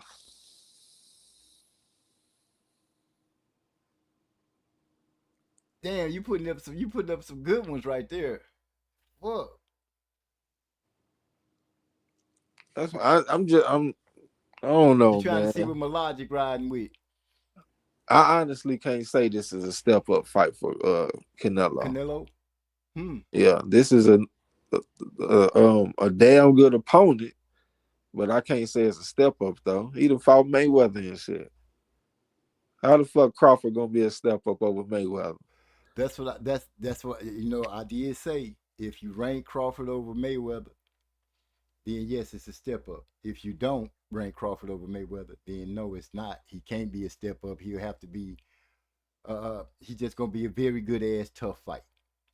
If we put it, if we laying it down like that, nah, he ain't a step up. Even looking at Bivol, I can't say Crawford no step up over Bivol at 175. Even that version of Triple G that Canelo fought, I can't say he a step up over him. If Crawford was to fight Triple G at 160, I don't think I could take no Crawford. I think he could go out there and light Triple G up early like Kell Brook did, but I just think when Triple G step on the gas and decide to get your ass up out of there, you're in trouble. I think Mayweather fuck around to get his ass whooped by Triple G at 160. That's just my opinion. That's a small guy, man. Mayweather was fighting at what 130 or some shit like that. Yeah, he started at 130. Yeah, 130. Because I Yeah, think he. I personally do not think this is a step. I think this is a step up for Crawford, but not for Canelo. This is another good opponent for Canelo. Man, this. I keep on talking. I'm about to fuck around and take Canelo, man, because I Don't swear do the it. more I'm Don't thinking do about it. this shit, Don't do it. man, the more I'm thinking about this shit, I'm like, man, it's a lot of conflicting shit with this fight. It's not like one of them clear cut decisions because I see some advantages for both guys. That's the damn problem. Okay, let's put it like this. Which guy do you see? Because you say you see advantages for both guys, which I can I can lean with you on that. But which guy do you see executing their game plan better? Man, for what Canelo does, he executes his shit well. Now I don't see that jab like for a minute. Canelo had this jab, this shotgun jab. They also had gave the same thing to Oscar Valdez when he started working with them, like when he had fought against Miguel Berchelt. They was firing this shotgun jab. Bow! I'm talking about a power jab. I haven't seen that shit for a few years from Canelo. So that's one thing that I don't like. You know what I'm saying? But for the most part, I think he is a very good seasoned fighter. I I'll mean, give him that. I'll yeah, give Crawford him. do his thing, but it ain't like it's flawless all the damn time. It ain't like I ain't never seen this man rock by Gamboa. It ain't like I ain't seen the man take a right hand from Mean Machine. It ain't like I ain't seen him take right hands from Madrimov. Like, yeah, he do his thing, but at the same time, it ain't flawless all the goddamn time now. Like, let's not have no revisionist history and shit and act like it was something that it ain't. Every one of his fights ain't no Ali versus hell. I can't even think of the dude name right now. The motherfucker that only landed 3 punches on Ali in 3 rounds. Ali When he went had out him, there and put the motherfucking bees on it. not the guy that he had up on the ropes and he like shot off like a 10 punch combination. Is that the fight you're talking about? No, I don't remember that. But no, I can't think of the dude name. It might come to me. I know it's the dude that got shot in the stomach. You Oh no, know, I don't think that's him because this was a white guy. yeah, he got shot in the stomach and he continued his boxing career. So for him to even be in that position to be in the ring with Ali was pretty impressive. You know what I'm saying, in itself. But he got his ass dusted in that motherfucker when he got there though. But yeah, Crawford do his thing with like even our Mayweather performances. You know what I'm saying? Like if I compare Crawford's performances to Mayweather's performances, Crawford at his best compared to Mayweather at his best. That shit don't look the same to me. No, it don't. It, Because you man, talking about when Floyd was the knockout artist. I'm When he talking was about that at his pretty best, boy. nigga. That shit that was gorgeous. Like Crawford do some good work and shit. Don't get me wrong. It looked good, but it don't look like Mayweather. Mayweather fights are timeless. I still watch this man fights to this day. Oh, I do too. When I'm on I my go to sleep watching one of those watching that what's dang, I can't even think of the name of that video. It's about an hour and some change. Just when him I'm whooping ass. when I'm on my workout, that's what I'm putting on. I'm putting on Mayweather. I will mix in some Andre Ward though. I ain't gonna even lie to you, nigga. I will mix in some Ward. Carl Froch and all the motherfuckers. I will mix that shit in there. But I'm damn sure putting that Mayweather on. You know what I'm saying? Like shit, Right. Mayweather had everybody wanting to fight like him. And I know Crawford got the same effect on the kids these days. That's why everybody want to go southpaw and orthodox. They want to switch here because they want to be like Crawford. You know what I'm saying? Well, Mayweather shit was just so damn pretty, man. No counter punches and shit like that, man. That shit was gorgeous, That man. pull counter is something to bewilder at. Nigga, that shit was something to behold. He had the prettiest counter punch that I ever seen against Victor Ortiz. When that man threw that southpaw jab and Mayweather threw that right hand right beneath it and caught him right on the chin, and Victor Ortiz was looking like, God damn, what was that? Uh, He didn't even see this shit coming. Like, nigga, that shit was, man, that was something to behold for real. So yeah, you talking about executing game plans and all this kind of shit. Yeah, he do his thing, but it is not flawless. And I know Mayweather he took his licks too, like when he had fought against what's the name of the dude that had all them goddamn kids and shit, the Southpaw. Uh the Marcus Augusta? Oh, Corley? yeah, Chop Chop. Chop Chop hurt him in the fight. We all know Sugar Shane Mosley hurt him in the fight. Who else hurt Floyd? Madonna. Madonna hurt him, knocked his tooth Right at out. the bed. Yeah, he took it. He took his lumps in a couple of fights, but overall, though, just looking at the complete body of work, I got to say that Mayweather was a step above Crawford. Okay. Okay. This damn D-Lo. Yeah, Bud said MZ straight laughing out loud. Yeah, Yeah, he said MZ straight. MZ is biggest fan now. I don't know about the biggest fan, but I like to do. I like to do. He could fight. It ain't much to dislike about him. I like the motherfucker too. Well, goddamn, nigga, you sound like It could be. It could be honestly my feel about Canelo. You know, this is a fight that I feel like can honestly be a hard fight for him. This is a fight that I honestly believe he can lose. I honestly believe he will lose. Not he could. I believe he will lose. As hard as it is for people. the last fight that he did lose, nigga. Who was on top of that the whole way? That'll be your boy Trey X.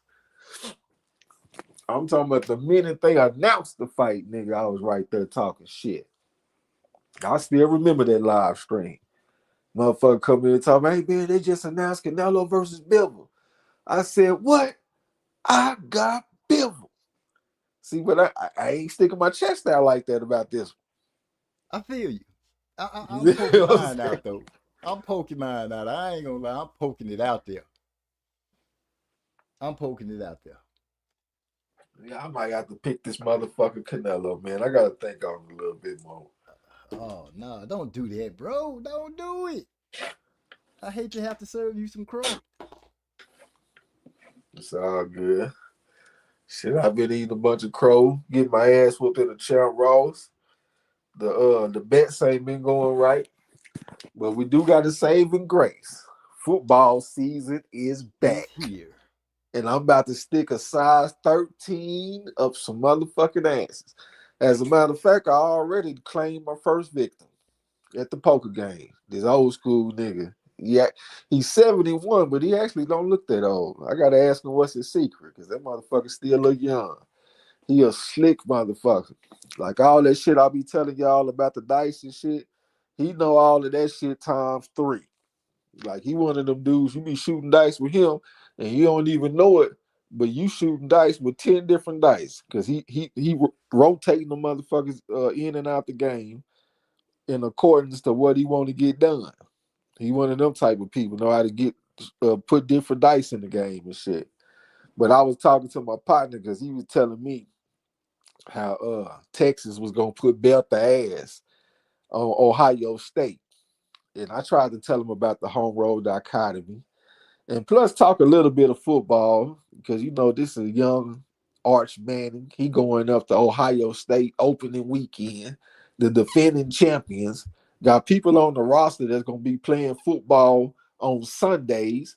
This ain't Louisiana Monroe or some shit like that, nigga. This is real big time college football. I said, man, I wouldn't be too sure about them going out there getting this win. So then this nigga got to talking shit, talking about, man, hey, all of that don't mean nothing. And all this kind of shit. I said, okay. You know what I'm saying? We can bet on it too. And dropped a little bet on the wood, make the money look good, and claim my first victim for the season. You know what I'm saying? So we starting this shit out right. Coming back with something on the first week in the NFL too. Only thing is, the first week in the NFL can be kind of like a wild card almost, because they went from 4 preseason games down to 3. And it used to be that the third preseason game would be the dress rehearsal game. And the starters, they would play maybe a quarter or some shit like that. Sometimes they would play more. But now they don't, the starters, a lot of them don't play no preseason football. So that first week do be kind of like unpredictable a little bit. But we still put our first bet out there and shit. So we gonna see how that go. I'm gonna keep the tradition that I did last week where I put my picks out there so y'all can see how they went. Our first week, we are going to take the Denver Broncos at home. We got them on the teaser. We teased them down to -1, so they just got to get the victory over the Tennessee Titans. I think this is going to be a welcome to football moment for that Cam Ward motherfucker. You ain't in Miami no more, nigga. This is big time football. Your first week, you got to go to Denver and play the Denver Broncos. I'm talking about a team that was whooping ass last year, made the playoffs. Upcoming Bo Nix. We got Pat Surtain out there. The motherfuckers is out there hitting and playing good football. Some people think they got a chance to go to the AFC Championship this year. We'll see about that. And then who else we got? We got the motherfucking mind just went blank. We got the Denver Broncos. We got the Chargers at home over the Kansas City Chiefs. We got them in 10. So we're gonna see how that go. You know what I'm saying? I think they got action at winning that game outright, but we got 10 points. And who else we got? God damn, my motherfucking mind went blank. I had sent you the picks. You don't remember who I picked? We only got 3 games. Denver, we got the Chargers. You say, huh? Hold on, let me look. I was gonna take the Detroit Lions, but the Packers just got that Michael Parsons trade. It's Los Angeles. We got the Oh yeah, Chargers, the Chargers. Denver, and Buffalo. Yeah, I just said the Chargers, but yeah, Buffalo at home. We got 8 points going against the Baltimore Ravens, and that'll probably be the most dangerous one. But normally Baltimore is not the best road team, and Buffalo was very strong at home. So if they were in Baltimore, I would be picking Baltimore, but they in Buffalo, so I'm taking Buffalo. You know what I'm saying? We got 8 points to go with it. That's right. So that's what we got for the opening week. Oh yeah, my favorite college team, Tulane, the team that I be talking shit all the time. They started their season off with a win. I think they beat Northwestern 23-3. So salute to my squad, Tulane. You know what I'm saying? Well, yeah, I'm very excited about this football season right here, man. We about to have some fun and whoop some ass. And talk noise. Oh yeah, We got talk big somebody shit. else new. Who is this? Jabanga 70. Say Bud is going to stab jabs to Canelo's body. Remember, Canelo has to get his second win midway through the fight. I'm looking at the gas tank for the gas light to come on a couple of times for Canelo, and that's when Bud should be able to jump on him and give us that wild moment and get right back up out of there. Like he said, you know, Bud is saying, you know, it's boxing. You know, it's boxing, and he going into the fight to box. But if you open up for him, he gonna take it. You know, my boy Lucky upset is you know, he really screaming for Canelo. But like I said, his name is perfect in the champ tonight, cause he gonna be saying it was a lucky upset once Bud do his thing. Eric R say this might be a Michael Spinks and Tyson. No.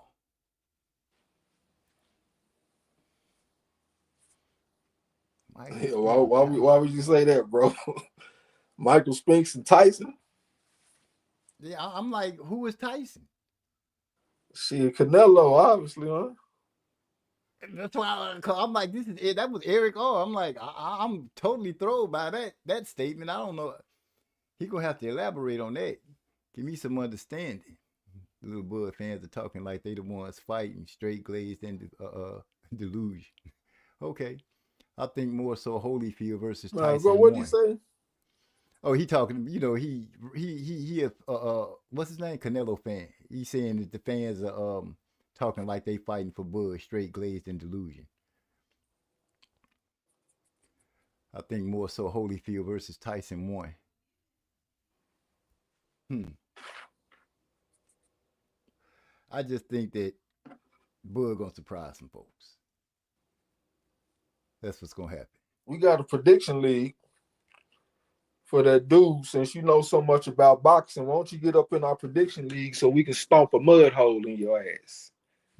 Since we over here doing all this glazing and shit. See, we break down fights. We ain't on no kind of whatever the fuck you talking about. We break down fights because we actually make picks and we bet on boxing too. But we got a prediction league. It's on Facebook. It's free to join. It pays cash prizes and everything. You are free to join. Yours truly has won the championship. I got a partner that come through here. He won one, should have two. But we are very experienced with picking fights. We done picked well over 1,000 fights. Hell, we probably done picked 2,000 fights. But the name of the prediction league is Fantasy Boxing Prediction League. It's on Facebook. You are free to join. I invite you to join so we can stomp a mud hole in your ass. And make sure you show up as Lucky Upset so we know just who you are. Make sure you show up in Lucky Upset. I co-sign that for real, so we can know exactly who you are. Once again, we are inviting you to the Fantasy Boxing Prediction League on Facebook. I want you to get this information. I want you to understand where I'm coming from. Somebody put it in the chat, please. So I'll put that in the chat form. Put the link form and everything. Get your ass in the prediction league and let's see what you got. And let's see who really know boxing. Let's see who glazed. Here, little buddy. Let me see.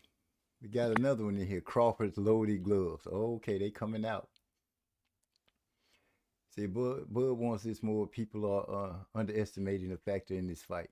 No, you know, Trayton already spoke on that. Just because you want it more don't mean you get it. You might go out there and try hard, but you know, you got to overcome the skills and the heart of the other person. The determination of the other person, whose resolve is going to come out on top, Bud's or Canelo's. That's what this is all about. Yeah, we ain't gonna spitbox with you.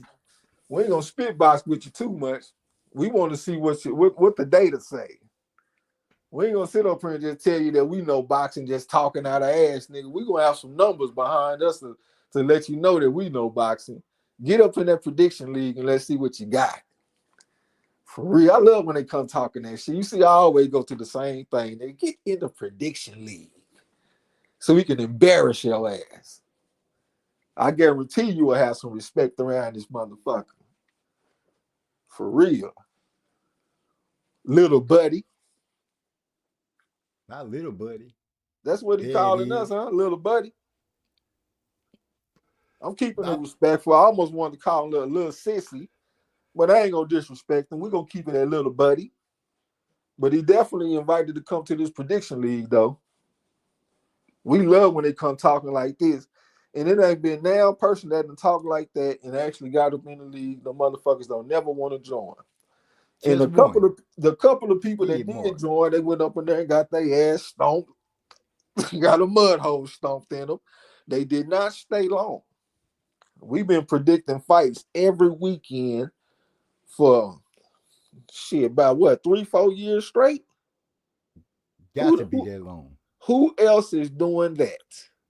We picking between 10 and 20 fights every single weekend for the last 3 or 4 years straight.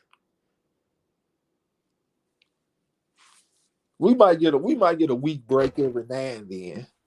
But for the most part, nigga, this is every single weekend, nigga. We gonna pick well over 1,000 fights.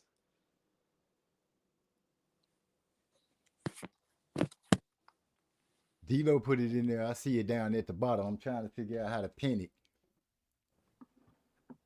Salute to Champ Ross. Damn right. That's the founder of the league. Go holler at Champ Ross so you can get up in the league, man. And he got longevity, so you know it ain't no excuse. His league been around for a long time. Oh like yeah. Trey said, you win prizes and everything. You got skills to come on and prove them. Oh yeah. If you win, got some cash prizes for you. This the way you pay out. If you win first place, you're gonna win it'll be about 300. It's free to join. It don't cost no money. So if you win first place, you'll get about 300. Between 250 and 300, somewhere off in there. He also do prizes for if you pick the most PAC, picked all correct. So if you get the most weeks where you pick every single fight right, you get a prize for that. You also get a prize if you pick the most KO rounds. And you also get a prize if you pick the most split decisions or majority decisions. So there's different ways for you to win a prize. You know what I'm saying? But it's fun to do. It's very competitive. I think we got one of the most competitive prediction leagues out there because we got some straight up killers in there. We got women that'll drag your ass through the river. We got killers. And we got some people that ain't even in there that's some killers. We need to round up all our killers for one good season, man. Well, we got some killers up in there. He don't want to do that. We ain't gonna see him no more. Especially when Bud win, we surely not gonna see him no more. What he failed to realize is, like you said, we call fights and we don't be biased about them. We call what we see. I'm saying what I see. My boy Trey saying what he see. We give him what we see. What you see is what you see. But we can literally call a fight, whether it's our favorite fighter or not. We gonna call it like we see it. We gonna give the pluses and the minuses, and we gonna lay it on down the line, and that's that. So no, it ain't about. You know what? Tonight I'm gonna say it. Shit, nobody else ain't got to say. Yeah, I'm being biased against Canelo. You might not like it, and that's okay. I'm giving it like I want. You can take it how you like. But I feel like Bud gonna beat Canelo. I'm saying it. I cracked my pocketbook. You better quit playing with me. I mean, that's your pick. That's your pick, man. You ain't got to apologize for your pick. I ain't apologize. Shit. He say, D-Lo say Canelo thinks Crawford is a step up. He ran to that Bivol fight. He was reluctant to take Crawford. You know, he tried to come out with those excuses, you know. If I beat him, then he's too little, I get no credit. You know, he was trying to do the no credit thing. But the fact is, since we talking, Buddy has been named pound for pound fighter. Has Canelo ever held that title? I don't think so. Has Canelo ever held the title of best pound for pound fighter in boxing? Yeah, have he? Yeah. Canelo been pound for pound best fighter? What? Yeah, wasn't he the number one pound for pound fighter when he before he lost the Bivol? I thought Crawford was holding it. I thought Crawford been holding the pound for pound for sure once he beat Spence. Yeah, that was just, when was that? 2 years ago or some shit? Years ago. About 2 years ago. It seemed like there was a time where Canelo was considered the #1 pound-for-pound fighter in boxing. If it happened, it must have been a blip, because I don't remember it. Not in my memory, he hasn't had it. Now I could be proven wrong, and if so, I'll accept that. But I don't remember it. Yeah, I don't think Crawford was really getting that shit until he beat Spence. Yeah, that's what I said. When he beat Spence, that's when they actually gave it to him. Okay, so what about before when Crawford beat Spence? Who was The pound for argument, pound in? the argument was being made that Bud was a pound for pound fighter. At that, they was giving it was being spread around. They was talking about who was on the pound for pound, but I don't remember Canelo ever holding the pound for pound #1. It danced around with Usyk. They had even threw Tyson Fury on there, but he wasn't a Man, pound for pound. Usyk, they weren't talking about no damn Usyk back then. Usyk started getting that recognition when he went up to heavyweight and shit. Well, I don't know who was clawing for it. All I just remember that Bud became pound for pound when he beat Spence. That's when the media started saying he was pound for pound. Okay, before then, man, I'm pretty sure that Canelo had a little run as being considered pound for pound. I always heard honestly, I always heard them just giving him the face of boxing. He the face of boxing. He the face of boxing. Then he had to start sharing it with Tank. But like I said, I could be wrong. I just don't remember it. I know Lomachenko was up there. Yeah, he was pound for pound during that time. Cause they was putting him over Andre and Bud. And how the hell could we put Lomachenko pound for pound over Canelo? They were saying he was the Matrix. They was they was loving Lomachenko. They was loving Lomachenko. They was loving him enough to be like, Canelo is the face of boxing, but Lomachenko the man. Yeah, I think Canelo was considered pound for pound at least at one point. At least. Okay. I reluctantly give him an at least. Here's a question from Eric R. He said, "Is Bud a step up over Plant and Charlo?" Yeah. I don't know. It's kind of tough because Plant got the natural size and shit. He's 6'1". You know what I'm saying? But his gas tank sucked. Yeah, it did. And you still picked him up. Yeah, I had picked him. And you still picked him, huh? Yeah, I picked him. You didn't say nothing about his gas tank until after I was said it, and that's when you was like, "MZ, his gas tank." I was like, "What?" Now, I told you that shit going in. I told you the man did not have the best gas tank when we saw him fight Uzkatagi. Coming down the stretch, the motherfucker was running out of gas. I told you that. You still want the buck and go with your boy Plant. Yeah, I did. You bringing up old stuff. I don't even know how we got on Plant just then. Because the man just asked, is he a step up from Plant? Oh, thanks a lot, Eric R. Making me have to relive the situation of, I'm a pretty good fighter. Oh, man, I can't believe he was out there asking this man those questions. Yeah, MZB wanted to bury them Caleb Plant fights. Like, he'll talk shit. He talk about his record going against me. Like, he'll bring up Usyk versus Fury and all that type of shit. But when it comes to them Caleb Plant fights, he want to bury them motherfuckers way deep under the rug. Yeah, nigga, I remember. Oh, my goodness. Okay, yeah, I made a mistake with Plant. But it's all right. Conventional wisdom, always. Conventional wisdom Now is what always. that dude just say, man? Why do you skip over the man comment? You talking about this one? Nah, No, I'm talking about the one that you just had the damn thing on. You talking about Vernon Forrest and Ricardo Mayorga. Hold on, let me go back to it.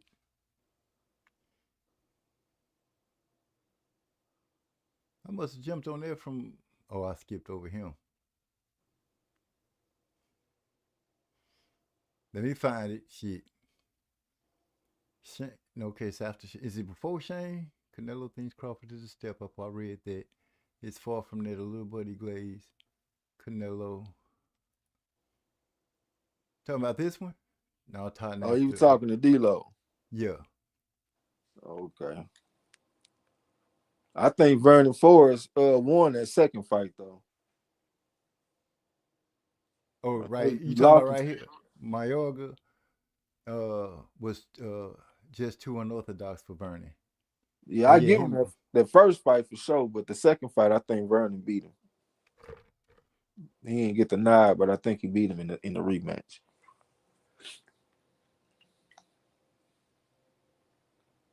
he said conventional wisdom is always to take the great big fighter over the great smaller fighter.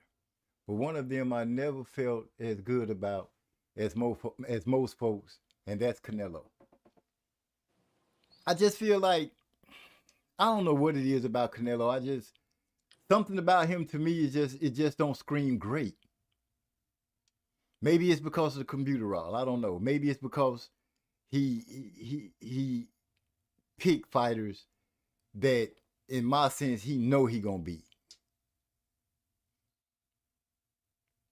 He just not. He don't do nothing for me as far as boxing. I'm sorry, he just don't. He's never been the guy that I was like, oh, I gotta watch the Canelo fight. I've never ran to a Canelo fight. I've never been interested in him unless he was fighting Bivol, Caleb Plant, and Floyd. Every other fight that he had, I was like, he gonna beat that dude. Did the other dude say he didn't want no smoke? Oh, you talking about for the Champ Ross? Yeah. I don't know. I I mean, think that's just what that statement implied. He said, "Nah, keep praising" or some shit. So it sounded like he did not oh, accept the invitation. right there. Nah, keep praising little buddy, like you were after Canelo sleeps him. So that I means that he don't want no smoke. yeah, he I just just here to say that talk. thing. You ain't gotta say it in the Morse code. Nigga, just say it straight up. You don't want no smoke. All you gotta say. Shit, we the humble many men around here. This is not a easy group to deal with when it comes to this boxing shit. Cause we gonna put your ass in there where we can get some data on it. We gonna see what kind of numbers you're bringing back. If the numbers ain't right, nigga, you gonna have some problems. For Big real. problems. So yeah, that's a good Big choice. problems. That's a good choice. He made a good choice. Because he was gonna get his ass whooped and it wasn't gonna feel good. He was gonna doubt himself as a boxing fan. He was gonna doubt all the years he done spent watching boxing. He gonna come to realize that he really don't know shit about boxing. And all he can do is just show up in chats and talk some shit, but he don't know shit about boxing. He will find out he is a third class citizen when it comes to this boxing shit.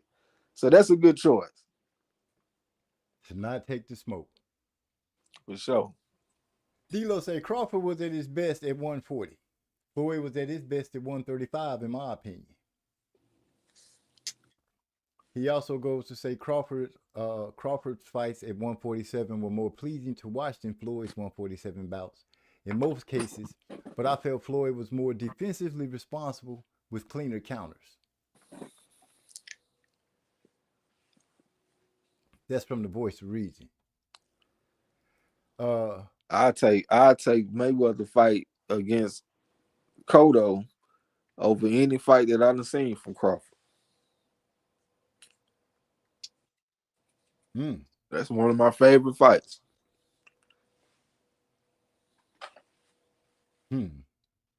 Mayweather fought in more glamorous. Okay, he say Emmanuel Augusta also gave Floyd a good fight. Yeah, Floyd even spoke to that and said Emmanuel Augusta was one of his hardest fights. He said it was Master. the hardest fight that he had. Yeah, That's what I he said. It stand was his corrected. hardest fight. But yeah, I go with the Drunken Master as a hard fight for him. Say Mayweather fought in a more glamorous era as well. Yeah, he did have the names and the spectacular stuff to go on. He had the correct dance partners at the time that he was doing his thing. One thing that Bud kind of got snipped on. What is that? Some chickens? Hold on, my baby calling me. He ducking. Yeah.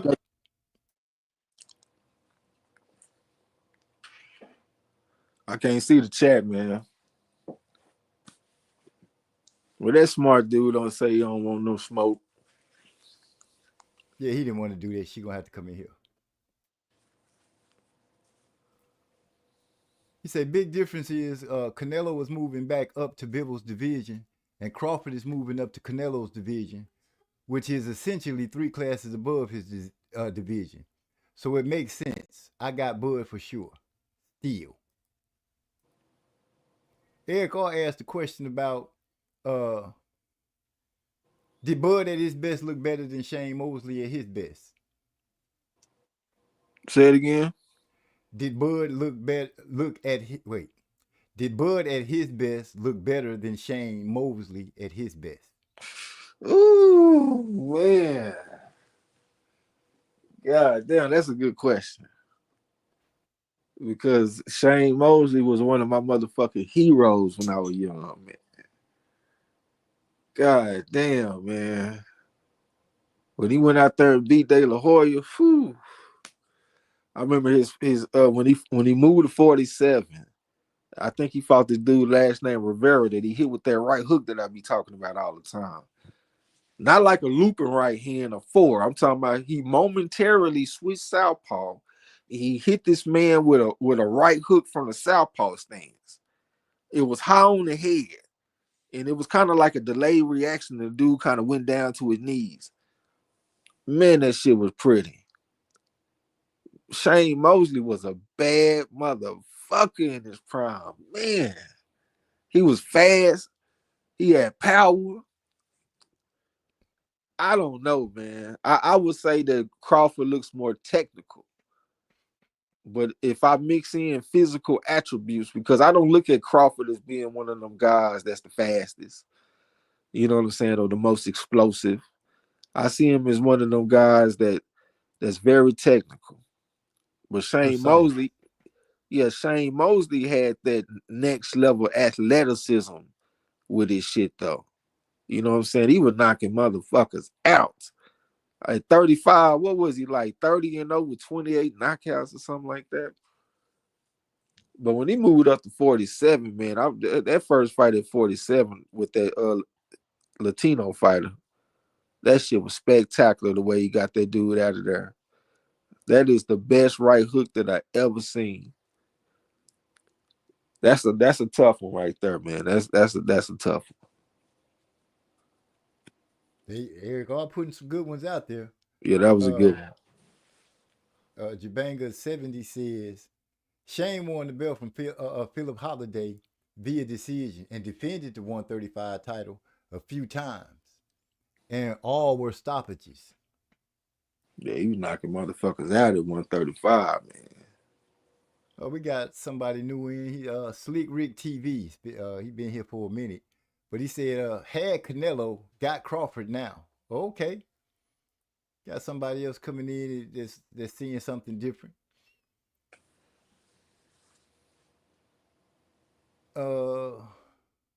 What's it? Shane and Floyd were 2 bad MFs at 135. Many view them as the GOATs for the class alone. All-time greats for that class alone. I said as the GOATs. Yeah. We looking at Benny Leonard. We looking at Roberto Duran. We looking at Ike Williams. So I don't know where they will fall on the list of the greatest lightweights, but they definitely had some good runs. And as far as talent goes, they up there for sure. Hmm. Can't forget about Joe Gans. I'm tripping like a motherfucker not saying Joe Gans. For real. That's the top four right there. Benny Leonard, Joe Gans, Roberto Duran, Ike Williams. You might can flip Ike Williams and Roberto Duran, but that's for sure the top four lightweights of all. But damn, I might have to put Henry Armstrong in there. If you sit there and keep thinking, you're gonna be coming up with a whole bunch of names. That's how you do your mind, your that old wheels get to turning, you get to pulling up names. People be like, shit, who's that?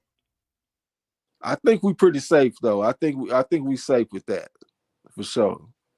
Yeah, Benny Leonard, Joe Gans, Ike Williams, Roberto Duran. I feel good about that. Hmm. He said, I was just about to say, what about Hank? Um, I never hear of accolades when it comes to comparing greats. It's always who did you beat? That's the YouTube generation that's fixated on belts. Oh yeah, your boy is one of the people that push that shit, nigga. Scalps over belts.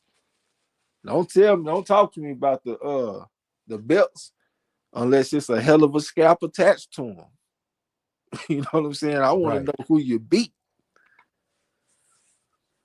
Yeah. I remember we sat down and had the discussion. You was like, man, the belts, you could end up getting the belt, vacated belt, two people fight, you just get a belt like that. But if you be somebody that's recognized as an ass whooper, a belt to ass giver, just a beast, and he connected to the belt, then that's worth it. But I do get what you say, shoot, the scalps are more important than the belts because when it's all said and done, they're gonna be like, yeah, you was the champ, but who asses would you beat? Yeah. Who was you taking out? Who was your George Foreman, Joe Frazier, Ronnie Lyle? Who was they? And that's why Ali is up there and a lot of credible historians top tens. And he only I think he was 50-5. He only got 55 fights, but he up there with people with hundreds of fights because his strength of schedule was so dense with talent and other Hall of Famers and shit. So it's definitely about them scalps for sure. Eric R say that's why Bud and Canelo won't be as remembered when they retire. You have to beat all the relevant great fighters to stay immortal. And to me, I feel like that's something that Canelo's history for me is lacking. His resume. He beat some good people. We give him Triple G at a bigger size. If you want to give him Kovalev after Kovalev had went with Yard and then got called right back out, then I'll give you that. But he don't have no names that to me that just move the needle. When he did get in there with the needle movers, he came up short or controversial. You know what I'm saying? People, many people say that he lost to Laura. Some people say he lost the first fight to Triple G. He had a hard time with the Magic Man, and he had a hard time with Trout. Lost to Floyd, lost to Bivol. Canelo gonna be remembered because he's considered the greatest Mexican fighter of all time. I throw up on that. They put him over Chavez and Salvador Sanchez and all the motherfuckers. It might have been Salvador Sanchez, but he had an untimely demise at an early age. He was definitely on his way. You know what I'm saying? Looking at him fight Bazooka Gomez and God damn, the African. What the fuck is the dude name, man? My mind went blank, man. Salvador Sanchez was Azuma Nelson. But Salvador Sanchez was a bad motherfucker, but he passed away at an early age. But a lot of people consider Canelo to be the greatest Mexican fighter of all time. And That's hardline boxing talk even say that. And that's one of the premier historians on YouTube. You know what I'm saying? He got Canelo number one for the Mexicans. So he gonna be remembered. uh, Eric Canelo don't just get gas for no reason. You have to do something to make Canelo exert energy. Well, I said that Bud, in my opinion, gonna have to make him pick up the pace in the fight. But I do believe if he try to plot and reserve and Bud just working, like I said, that jab to me is gonna be important. A nice, strong, stiff jab. What you call it, Trey? What kind of jab you call it? A jackhammer? Shotgun. A shotgun jab. Bud need to implement that like he was popping Spence with. Let Canelo know that there's resistance at every end of the punches. You know what I'm saying? Just let him know that you gonna feel me coming up in here. What was the last fight y'all felt like Canelo had an issue with his stamina?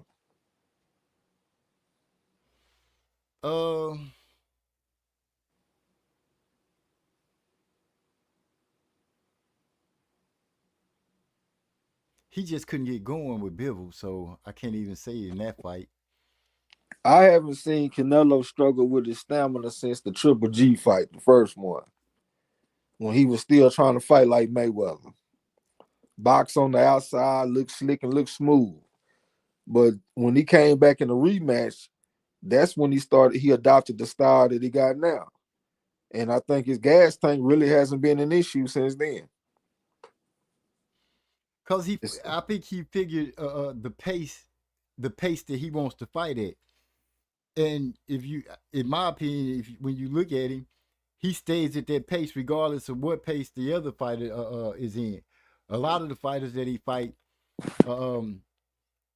he put that pressure on them by moving in, making them punch while he covered up and kind of wear their sails. Kind of like he did Plant. Plant was moving in and out, but he kept stepping to Plant, which had Plant retreating a lot, giving up ground. So I think he's figured out a way to comfortably keep the fight at his pace, to help reserve energy. That's what I get out of the way he fights now. It's definitely a more relaxed type of style than what he used to fight. So that's why I say I don't think his stamina is as much of an issue as it used to be. Because I used to look at him and be like, it would really stick out to me. But now it don't cross my mind as much. Like he fighting at his pace. More relaxed. Yeah, if Crawford can upset the pace, if he can upset his pace, then that which I believe he can.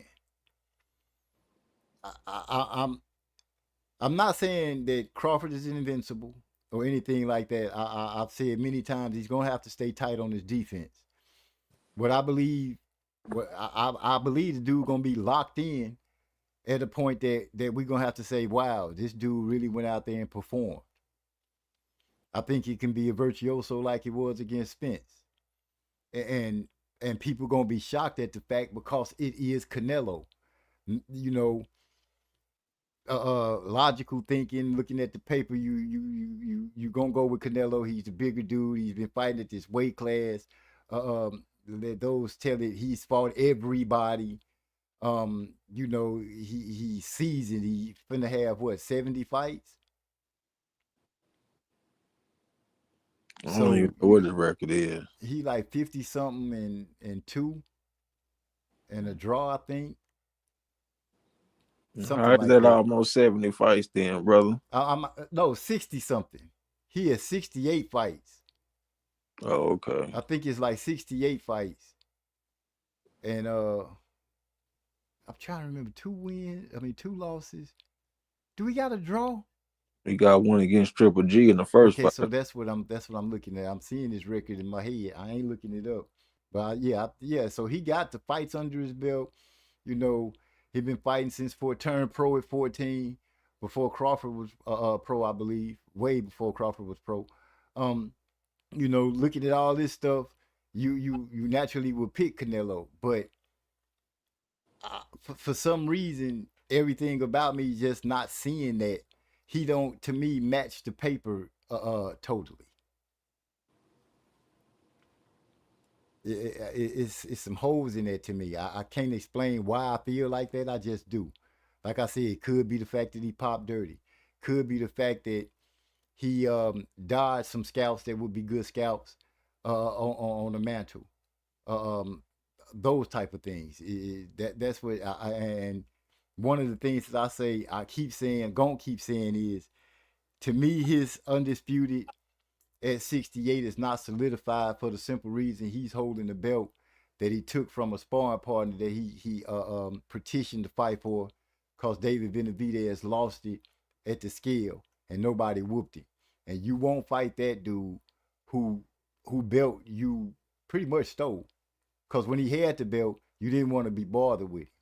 So I believe that the scalp of David Benavidez would solidify Canelo as a 168-pound undisputed. The rest of it, to me, I just don't feel it. So even him whooping your boy Caleb Plant ass, he don't even get no credit for that. He get that, but the solidification of him being the king at 168, that road should have went through David Benavidez for the simple reason, like Ali said, you didn't beat me for that belt. You got to beat me for that belt. And David Benavidez, to me, marks that would have been his Frazier or Foreman or whatever to help put a big name. Cause Floyd Mayweather whooping you and then Bivol whooping you, you know, the only thing I'm seeing out of that is you lost to the dudes that were superior boxers. You can't deal with a superior boxer. Not saying that David Benavidez is a superior boxer in no way, shape, form, or fashion. I'm just saying that he was the champion at that division, and at that division at the time when he was the champion, Canelo didn't go after him. But who did Benavidez beat for the belt? I don't know. I don't remember. Oh, okay. I mean, I wanted to see him fight Benavidez, but I ain't gonna make it. I'm not about to sit up here and act like Canelo hasn't had a damn good career. He done some shit that I thought was some bullshit, like going to 155s and he didn't have to fight Andrade and all the motherfuckers back in the day and done some wild shit. But he got some pretty good resume. It's deep as a motherfucker. You look on BoxRec, you gonna see some names on that motherfucker. He might not have got them all in the best opportune positions, like when he fought Kovalev, and Kovalev ain't even have enough time to heal up from the yard fight. He put his ass right back in there. It'll been shit like that, but he got some shit on there too now. You know what I'm saying? He was a good fighter, for sure. I didn't say he wasn't a good fighter. I did say that, But if not, you make it seem like Benavidez was just this he owned the division and he done cleaned out the division. He ain't clean out shit. Well, and you look at this man, who the fuck was Benavidez fighting? Like, come on, man. Then maybe it feels better like this. Because, like you said, he went to 155 or whatever to not fight Andre. And the fights that he did miss that I would have actually wanted to see him fight in, those are the misses to me. All right, but you can say that about every fighter. So let's dislike Sugar Ray Robinson because he didn't fight Charlie Burley. Let's just fuck Sugar Ray Robinson. He didn't fight Charlie Burley. So his whole career means nothing because he didn't fight Charlie Burley. We could look at Roy Jones. They say he should have fought Darius Mikushevsky. What the fuck is that dude's name? I think that's his name, Darius Mikushevsky. D-Lo, no. He didn't fight him, so he ain't worth a fuck. You know what I'm saying? Like, you can say that about a lot of fighters. They talk about Mayweather now because he didn't fight big ass Paul Williams, and he didn't fight What's the dude that had the loaded gloves and shit, man? He beat up Cotto. Murray, I can't. I know who you're talking about. He like a pirate to me. The way his beard and mustache was. I Yeah. know who you're talking about though. The cheating dude that when they caught him, they made him rewrap his gloves, and Shane Mosley stopped him. Damn, that's a damn shame. Can't think of the dude. But Antonio Margarito. Margarito. Yeah, they use that against him and shit, man. It, you can say that about a lot of fighters. You know what I'm saying? Like they didn't fight every single person we want to see them fight. We want to see Canelo fight Andre for sure, but I don't really hold Benavidez against him as much as a lot of people do. You know what I'm saying? I mean, he didn't really like people make it seem like he was just this big proven commodity at the time that he wanted to fight Canelo. Now, since he done fought Canelo, he has some good wins under his belt. You know what I'm saying? He done beat Caleb Plant. He done beat Andrade. He done beat what's the dude in the last fight? 130-2 amateur record, won a gold at the AIBA World Championships. The Southpaw. Oh shoot, the Cuban guy. Yeah, the Cuban, the Southpaw. He beat him. Iglesias. Nah, not Iglesias. Now, He fight this weekend. what is that boy's name? David Murillo. David Murillo. Yeah, he done got some good wins up under him, but before then, it wasn't just the most spectacular shit that you ever seen if you go look at his box rec. You know what I'm saying? So I don't really hold that against him as much as most people do. I would have loved to see the fight. I think Benavidez likely would have beat him. You know, the young line normally knocks off the old line.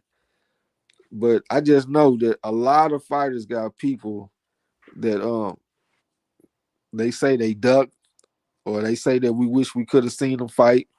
Like we look at Sugar Ray Leonard, they talking about what's the Hawk? Aaron Pryor. They talking he ain't fighting Aaron Pryor and all this type of shit. Like that ain't gonna never end. Even look at Andre Ward. Why Andre Ward retired? Andre said he was. No, according to the people, why did he retire? He was running from somebody? He was running from Bivol. He didn't want no smoke with Bivol, so he retired. So I guess Andre Ward ain't shit, huh? Come on now. I'm just saying that's the way that's what people say. He retired because he didn't want no smoke with Bivol. So I'm just applying the same logic. So you feeling like I'm being a little too hard on Canelo? Yeah, I think you've been a little bit too hard on him as far as his overall career. Like you said, no, I just don't see, like, I don't see nothing. I don't see, like, you don't see nothing? Like, damn. You know what I'm saying? I see you, guys, and I don't see nothing. He's a little harsh. You don't think he a great fighter? I think he's a good fighter. I don't know about great. Okay, I mean, you know, you're entitled to your opinion, but I think he a great fighter. Like as far as historically, with the shit that he's done, I mean, he done been undisputed and all that type of shit. He done beat some pretty good guys. He got a solid resume. I don't think he's just the greatest of all time or no shit like that, but I think he a damn good fighter. I think he qualified to be the greatest Mexican fighter of all time. He definitely, like when I look at him compared to a lot of other Mexican fighters, it looks different.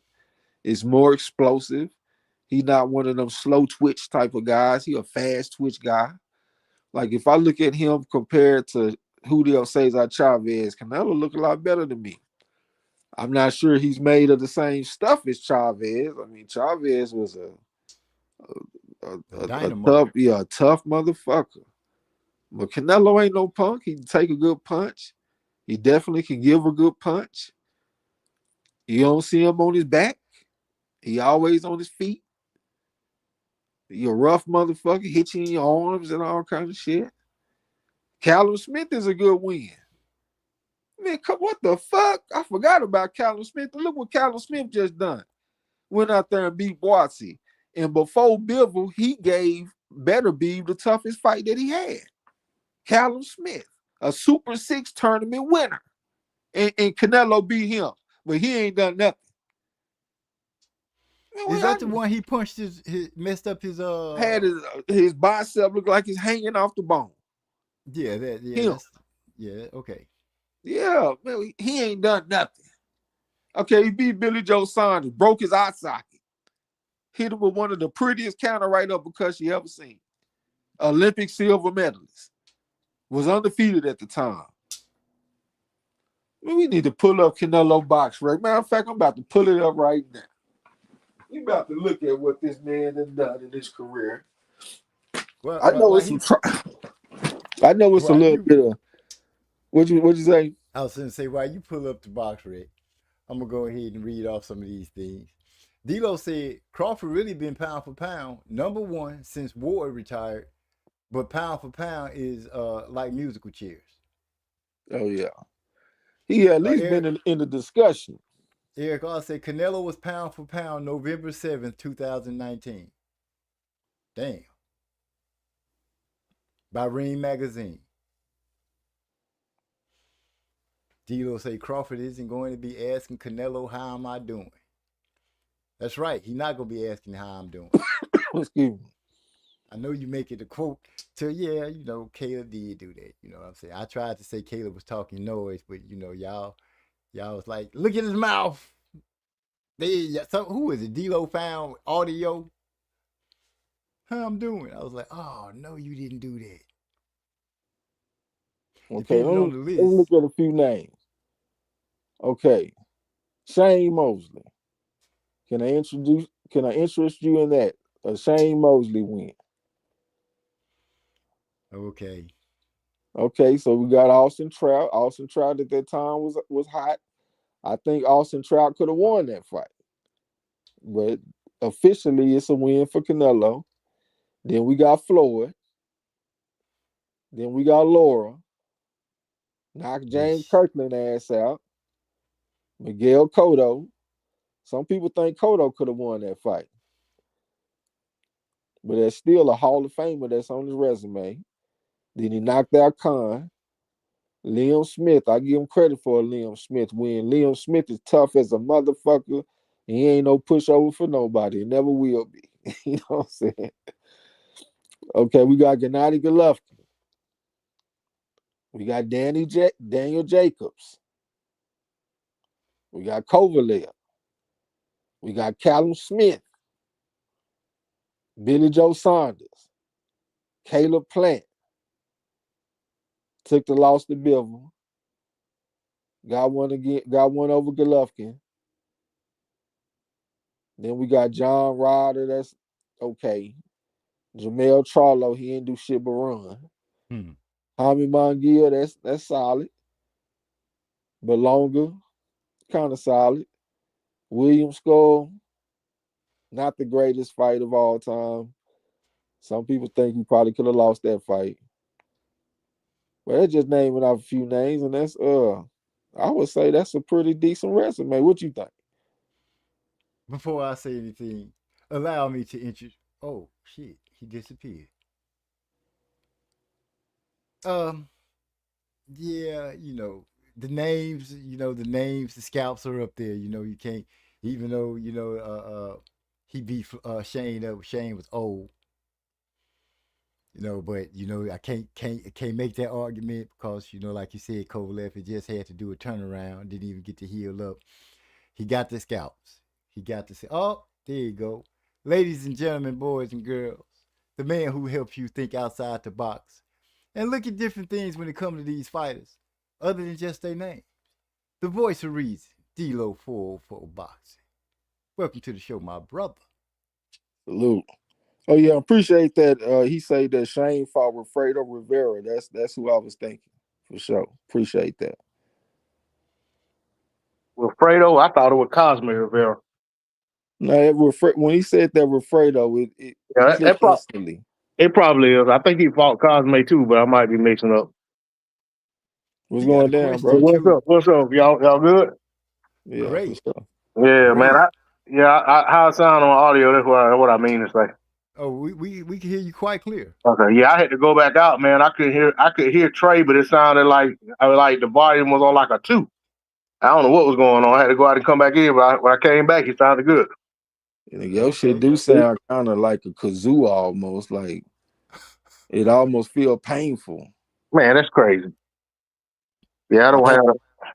It sounds like when I used to do live streams on this damn tablet back in the day. Yeah, It come out blaring almost.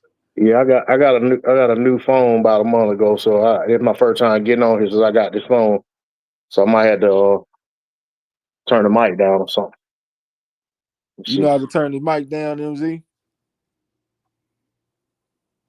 Let me see if I can do that.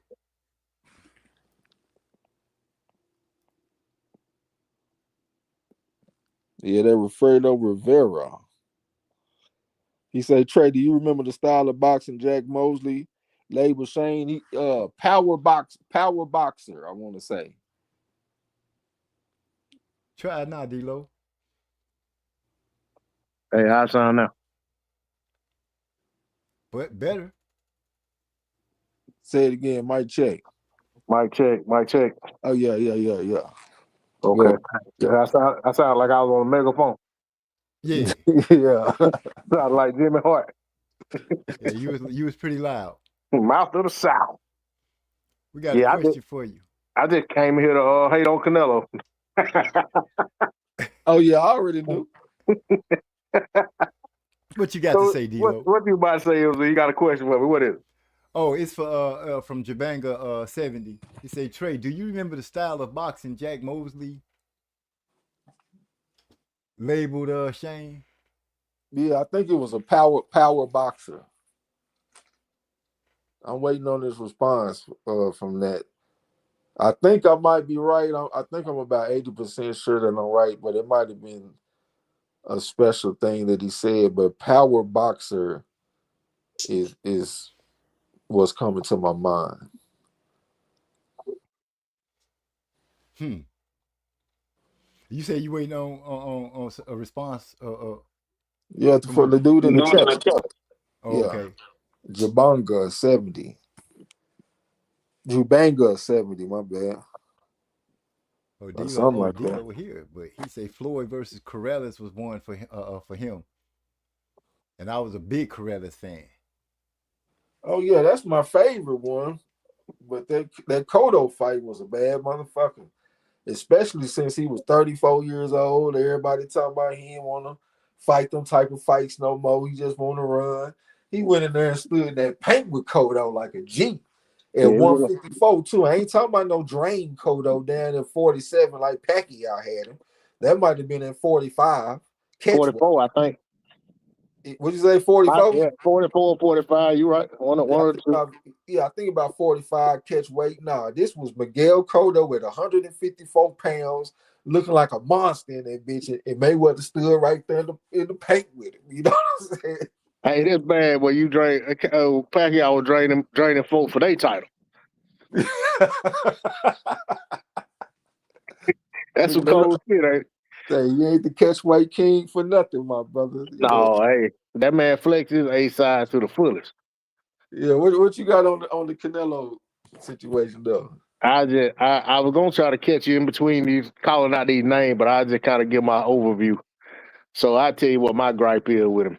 You mentioned part of it was the 155 situation. Of course, same thing with the man. My issue, like we give him a lot of credit for the Triple G win, and you can't take away from that. But the man got stripped for not fighting Triple G. You know what I'm saying? Like that's why the WBC kissed his butt, because basically he told the WBC, they don't care what they do, they can't make him fight Triple G. They can't make him fight nobody. So he basically let him take the belt from him. So that's when he really started showing his skirt back then. At the 55 situation, then that situation with Canelo. I mean with Triple G. So he him hard around, probably had about 2 or 3 fights before he finally went ahead and fought Triple G. And then, the first fight I was excited about. I really wasn't excited about the second one. Definitely not the third one. But I give him credit. I give both of them guys credit because I feel like them guys fight 10 times, you'll have 10 good fights. I thought the third fight was a good fight, even though a lot of people act like Canelo just watched him. I didn't see it that way. But, with Canelo, the gift decisions, I feel like every time, and I know that come with being the star, every close fight, he got the nod. I'm like you. I felt like Trout beat him. I felt like the open scoring. I'm listening to the open scoring during the fight, and I'm like, man, I don't know what fight they watching. This some bullshit. So then, with the Laura fight, felt like he lost. You know what I'm saying? I know Laura did some things that people could say, hey, Laura took his foot off the gas or whatever. But I feel like Laura was out front so much, man. He could have sat down the whole last 3 rounds, should have won that fight. And then you got the situation with Shane Mosley. Shane was washed when he fought him. Like washed, if I ain't mistaken. So I think he had already, when he fought him, Shane had already, had already lost, had he lost the floor yet or before? I can't remember. But either way, it was a pretty old Shane. But I mean, I get it. BoxRec gonna show you Shane Mosley. And Shane did fight on a little bit. It ain't like I think Shane fought a few more times after that. It wasn't like it was like last couple of fights or whatever. Yeah, he fought like half a dozen more times. Yeah, because I think the last fight for Shane might have been against what's that boy Crawford knocked out David, whatever his name was. The guy that cut Josh Kelly open. I think that might have been Shane's last fight or next to last or something like that. You say he cut open who? Josh Kelly. The British fighter? Well, yeah, he Russian British or whatever. You know what I'm talking about. I think his name David something. I forgot. I don't went blank now. The dude, matter of fact, not Anthony Peterson, the Lamont Peterson beat him for the WBA belt. I can't remember his name. Y'all know what I'm talking about. That's when Crawford glove split. That dude. It's like the motherfucker glove split. Yeah, it's late, David man. Avenesian. There you go. Yeah, it's late, man. I mean, I'm about tired as on the way. But anyway, so that's it. That guy, so Shane did fight him after the Canelo fight. I got my other situation with, my other grievance with Canelo is the whole, they tried to cheat. They tried to pretend, try to cheat history, act like he had matched Hank Armstrong with being the champion in 3 weight divisions at the same time when they went up there and beat what's his name, Kovalev on that humbug fight. But at the same time, he had the belt from Rocky Fielding, which wasn't really the belt. They had a recognized champion. And matter of fact, Callum Smith was the champion. Callum Smith had stopped Rocky Fielding in like 1 or 2 rounds. And Canelo went and fought Rocky Fielding for that little regular belt. Not to say that it ain't nothing, but when you got a recognized champion, the regular belt shouldn't count as you being a champion in the division. That man was a champion.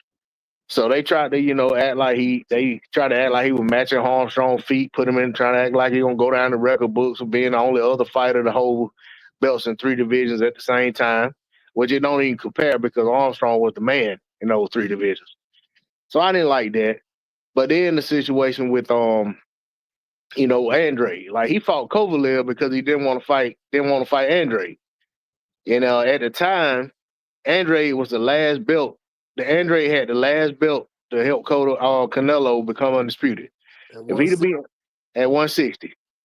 And he had just said that he wanted to be undisputed. You know what I'm saying? And they couldn't get Andre out the way. He decided he didn't want to be undisputed no more. And he didn't want to fight at he wasn't studying 168. Like when MZ got a point about the Benavidez thing. Regardless of whether Benavidez had all these scalps and had done anything, Canelo had no interest in fighting the man. Didn't care nothing about his belt till it got took from him.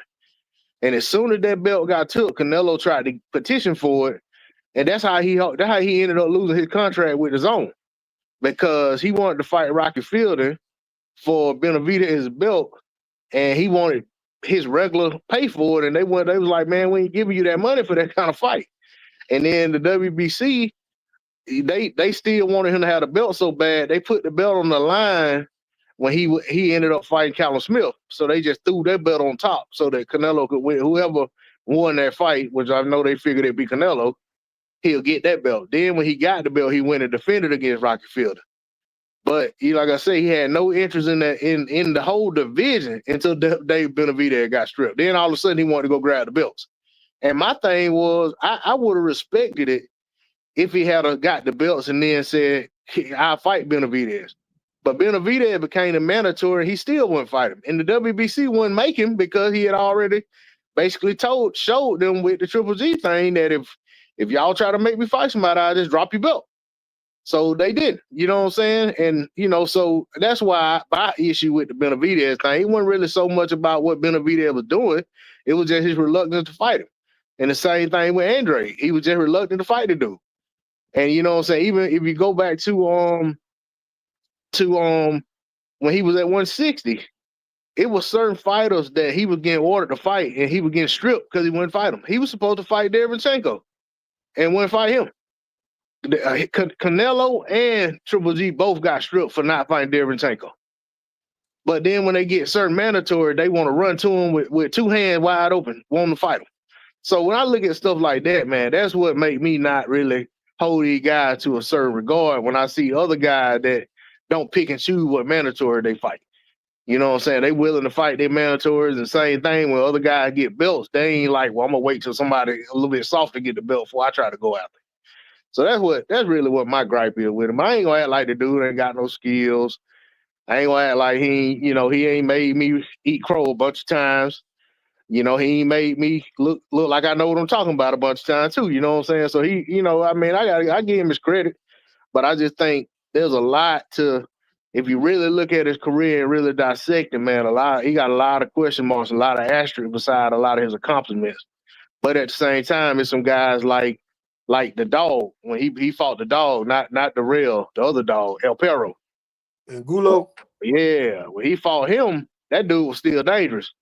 And you know what I'm saying? He pretty much made light work of him. I mean, I ain't gonna, I know other people I think Laura had already beat him, or maybe Laura fought him after, but I think the first person that beat him was the dude from Texas. Man, the dude used to train with Ann Wolf. Oh, you talking about Kirkland? Yeah, you know, they had a slobber knocker. You know what I'm saying? That was I think he was the first one to beat Angulo. But I think Canelo probably beat him cleaner than, you know, anybody at that time. I mean, he didn't go to war with him. He went out there and just broke him down. Man, so, that man beat the brakes off Angulo ass. Yeah. Talking about you want to see a highlight reel fight right there, boy. Yeah, that's what I'm saying. To this day, I don't know how that man was walking through all the punches like that. Yeah. Hey, Canelo went out there and beat the brakes off of him. Yeah, that's what I'm saying. And even when Laura fought Angulo, Laura was moving and grooving, but then it's like, you know, Laura used to move so much, he would actually start to slow way down, and dude would catch up with him. And Angulo started catching up with him, and it was like Laura said, "Fuck this shit," and just put everything he had in a shot and ended the fight. Yeah. Broke his face. Yeah, but yeah, hey, Laura hit him with something. That joker felt his face and just turned his back. Was like, no. Yeah, he just turned around. Yeah, and that was kind of like unheard of for a fighter of that caliber. You know, that type of Mexican. That for what he had shown, that was just surprise there. Even though he was messed up, you know, people really were like, "Damn, man, he just quit." But it was like, man, that man had no choice. I mean, Laura probably would have ended his career if he'd have kept fighting. With the way that one shot, what that one shot did to him. That'd have been like Billy Joe Saunders continuing to fight after what Canelo did to him. You know, I ain't saying guys don't do it, but I mean, you doing it at your own risk. You know, we ain't seen Billy Joe Saunders no more since then. But no, and speaking of Billy Joe, I give Canelo a lot of credit for that fight, because I don't think, you know, I think his spot, that fight wasn't going Canelo away. It looked like Billy Joe Saunders was having some success, But every time he did, Canelo found a way to, to kind of turn it back. You know what I'm saying? To say, no, it ain't gonna be that easy. And then you could see Canelo setting traps. Like almost that one fight, I'll say that I almost could see what was gonna happen for Canelo before it happened. Because you could kind of see that he was kind of timing what Billy Joe was doing and kind of baiting him into things. And it was like, and when it happened, it was like, oh, that's what he was doing. So I mean, he got a lot of intelligence in there too. It ain't like he just a guy in there just exert his will and skill. He also, you can tell he thinks in there. So he different. Like you said, when you think about, you look at him and you look at Chavez Senior, it is a stark contrast in the two fighters. You know what I'm saying? It's almost like what you appreciate more. But like I said, it's more with me. It's more about how he strategically moved around the sport, more so than it is about his performances. Now, like I said, I do feel like guys should have got the nod over him that didn't, but that's kind of boxing been that way forever. It ain't nothing new just with Canelo. And even with what happened with Bivol, as ugly as that was, for them to almost make it a draw, you know what I'm saying? We've seen worse than that in boxing. So, you know what I'm saying? But I just hate to see the same guy always get the benefit like that. But at least in the Bivol situation, Bivol got the win.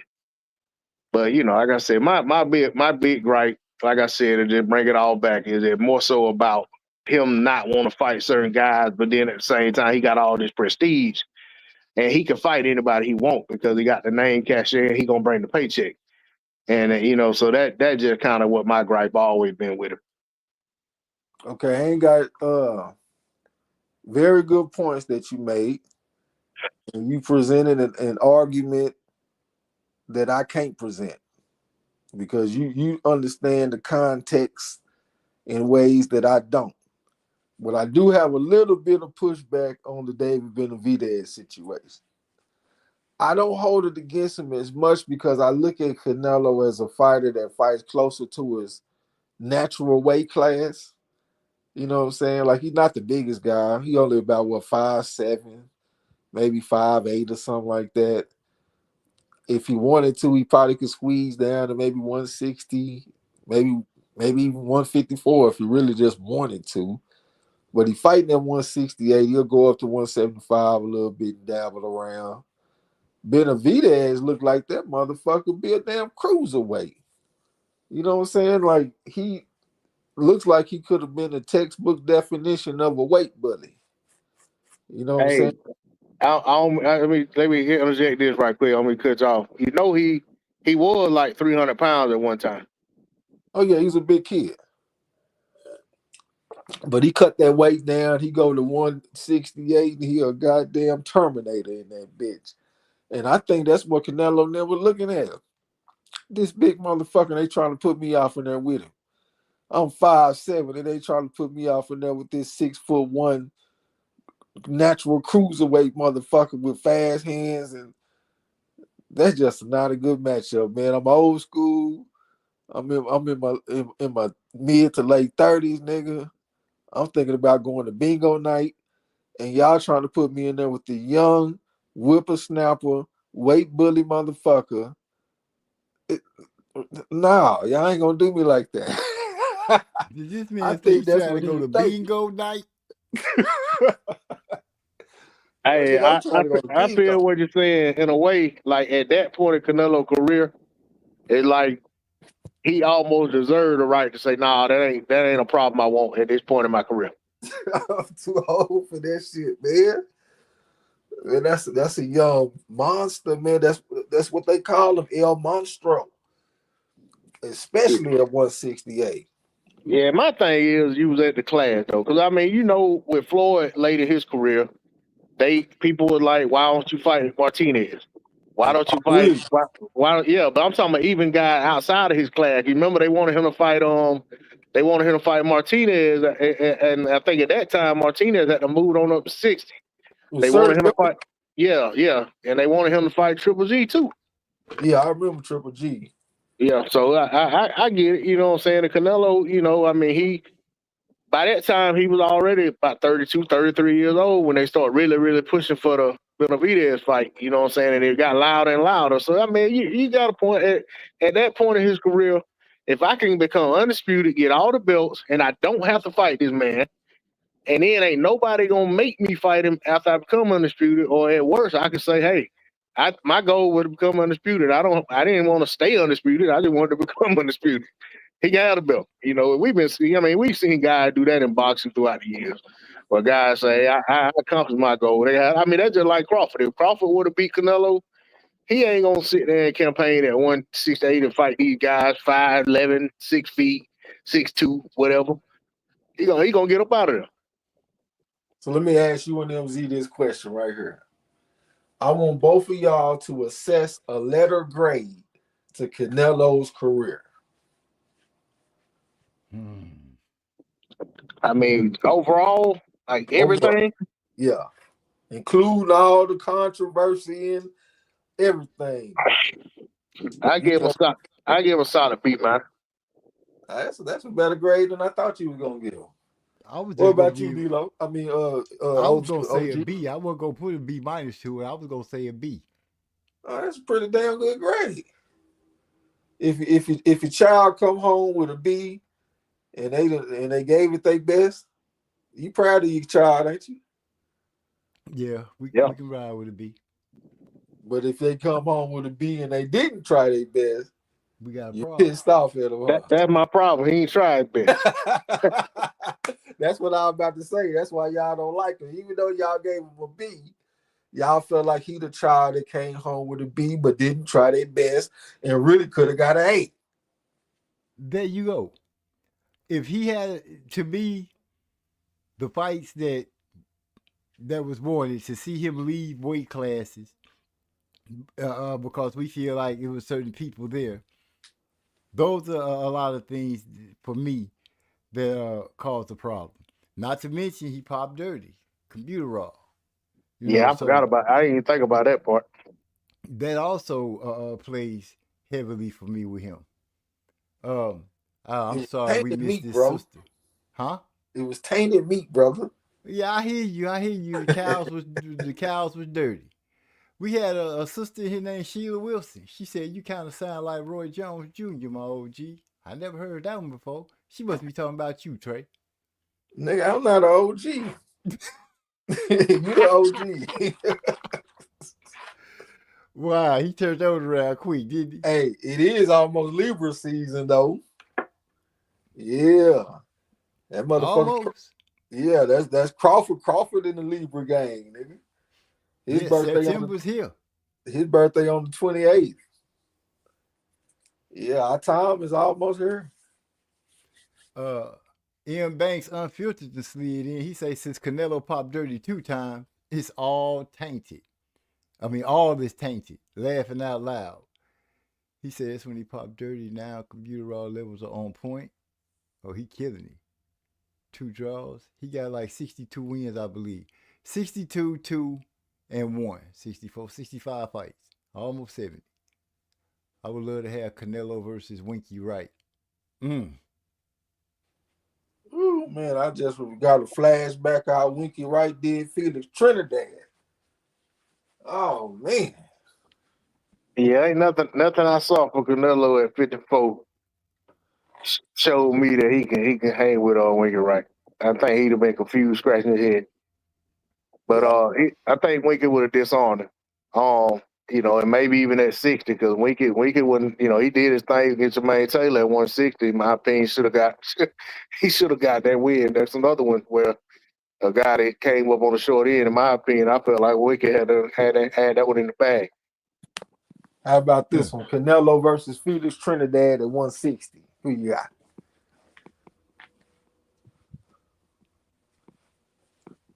Good. Felix Trinidad. Ain't that the dude who had Shane Mosley complaining about if he was cut?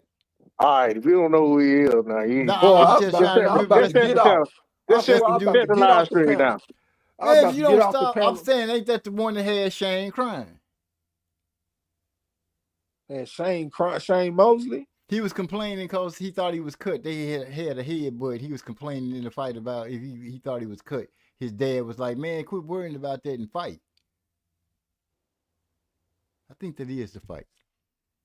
I don't even remember them fighting I against. don't even think they fought. It was Yeah, they ain't even fought. Man, I'm about to get off. It was a lefty that Shane Mosley fought. Okay. I'm gonna find it for y'all. Oh, you think about Forrest? No, I don't think his Oh name yeah, is that Forrest. he did get cut against Vernon Forrest. I remember I came home and was sad the motherfucker when that fight was taking place. From a And you did, headbutt? yeah, you just brought back a bad memory for me, nigga, when I was in high school. I ain't Yeah, I think you bullshit. thinking about the Forrest. I think you thinking about the Forrest fight. It was, Nigga, I was sad, boy, when that fight took place. High school? I was in high school at the time. No, Hell I'm just yeah. saying, damn, you stop talking about when it happened. Just say I remember. Don't put a time to it because you just pushed me out the door. Nah, nigga, yeah, I'm just letting you. That was some trauma, nigga. You just brought back some trauma. Nigga, I was sad than a motherfucker when that fight took place. But brother, you don't know who Felix Trinidad is, bro. I do know who he is. I'm seeing his face right now. I just thought that was him that was fighting Shane Mosley. I don't know why I Yeah, thought it was him. nah, they ain't fight against each other, brother. But the Vernon Forrest fight, that first one, he was cut off the headbutt and shit. Then they had a rematch at 154. Shane came in with all the supplements marketing on his trunks and shit. And he was kind of muscular. He didn't look like himself no more. He had got in the weight room and put on muscles. And then once he dropped the muscle, he started looking like Shane again. But he didn't look like himself. When he started the first round off, though, he came in with a 3-2 combination. I was like, okay, Shane. But then after that, he didn't have it. He didn't have nothing for Vernon Forrest, and he took another L. yeah. I think back then that was around that time Shane he was fooling with Balco because he was on that that client list, I guess, for lack of a better phrase, of them fighters that Top were and messing. 30. Yeah, back then, yeah, I think he had to like testify or something. I I won't be guess. surprised because that's what I was thinking when I saw him. I'm like, man, this nigga here look like he owns some gear or something. Cause Yeah, that was back when Victor Conte was the juice man. yeah, yeah, that's what I was thinking. Though I swear I ain't want to just say it like that, but when I saw how he was looking, his frame and shit, I'm like, man, that don't even look like my guy no more. Yeah, he wanted to throw everybody out with all them supplement packages. Yeah, for real. That was just a throw us off the trail, you know. Yeah, hey, had everybody going to buy them. So he the one, everybody would have been buying them supplements. Yeah. Hmm. Fucking Forrest just had my god number, man. Beat him in the amateurs, whooped his ass in the pros twice. Yeah, that's the one thing about Shane. Like the guy that he beat, he like when he beat Oscar, he found out he did it 2 times. Well, I know people kind of got a little controversy in that, but then he lost the Vernon twice. He lost the Wicked Right twice. And like and the fight, the Wicked to me the Wicked Right fights kind of look the same way both times. That ain't one of the most underrated fighters of all time. Yeah, he is. Boy, he just straight up undressed Trinidad though. I'm talking about he made Trinidad lose stature in my eyes off that one fight. I just could Damn. not look at him the same after that fight. He didn't have nothing for Winky Wright. I'm talking about nothing that he tried worked. And then it looked like if he had 4 more tries, he could have done any better. He couldn't have done nothing with this man. I'm talking about nothing. He undressed that man, bro. He picked, polished, and demolished Trinidad up in there, man. Man, when Wicked Right would fight these guys, man, and it looked like he done had 5 years to study before he fought them. And he probably did because he was at one time he was a guy that he couldn't get fights, and he went on this tour basically of fighting guys overseas, going to their country, fighting them and stuff like that. Got some losses, stuff like that. I think he might have fought Bronco McCart 2 times, but he was like a hard luck guy that had to go he basically went and got out of the mud. And by the time he finally started getting the fights that he had been wanting, man, them guys had to mess around later. He had done already took his loss. He had done got too good. And they couldn't they had to fight him basically at that point because he had done arrived. But man, he really looked like he had these guys figured out before he got in the ring with him a lot of times. Yeah, I never forget when he fought Fernando Vargas and he was 18-0 with 18 knockouts. He had them bangs and shit in the front. You remember Vargas used to have them bangs and shit. And then he went out there and got his ass picked apart by Winky Wright, and they robbed Winky and gave it to Fernando. Yeah, that was the whole thing about it. They didn't mind robbing Winky though. Yeah, they even talked about that when I read about when he was going to come up. They talked about how some of them fights, like you can't find the fights on YouTube or nothing, but they said he got robbed over, got robbed overseas too. Yeah. Oh, you know what I'm saying? They just, he was like a hard luck fighter, but he was one of the rare hard luck fighters that got his chance to get his moment though. Yeah. He ended up being on pound for pound list and all that, and making a little, making some good money and all that stuff. Yeah. Coming a name.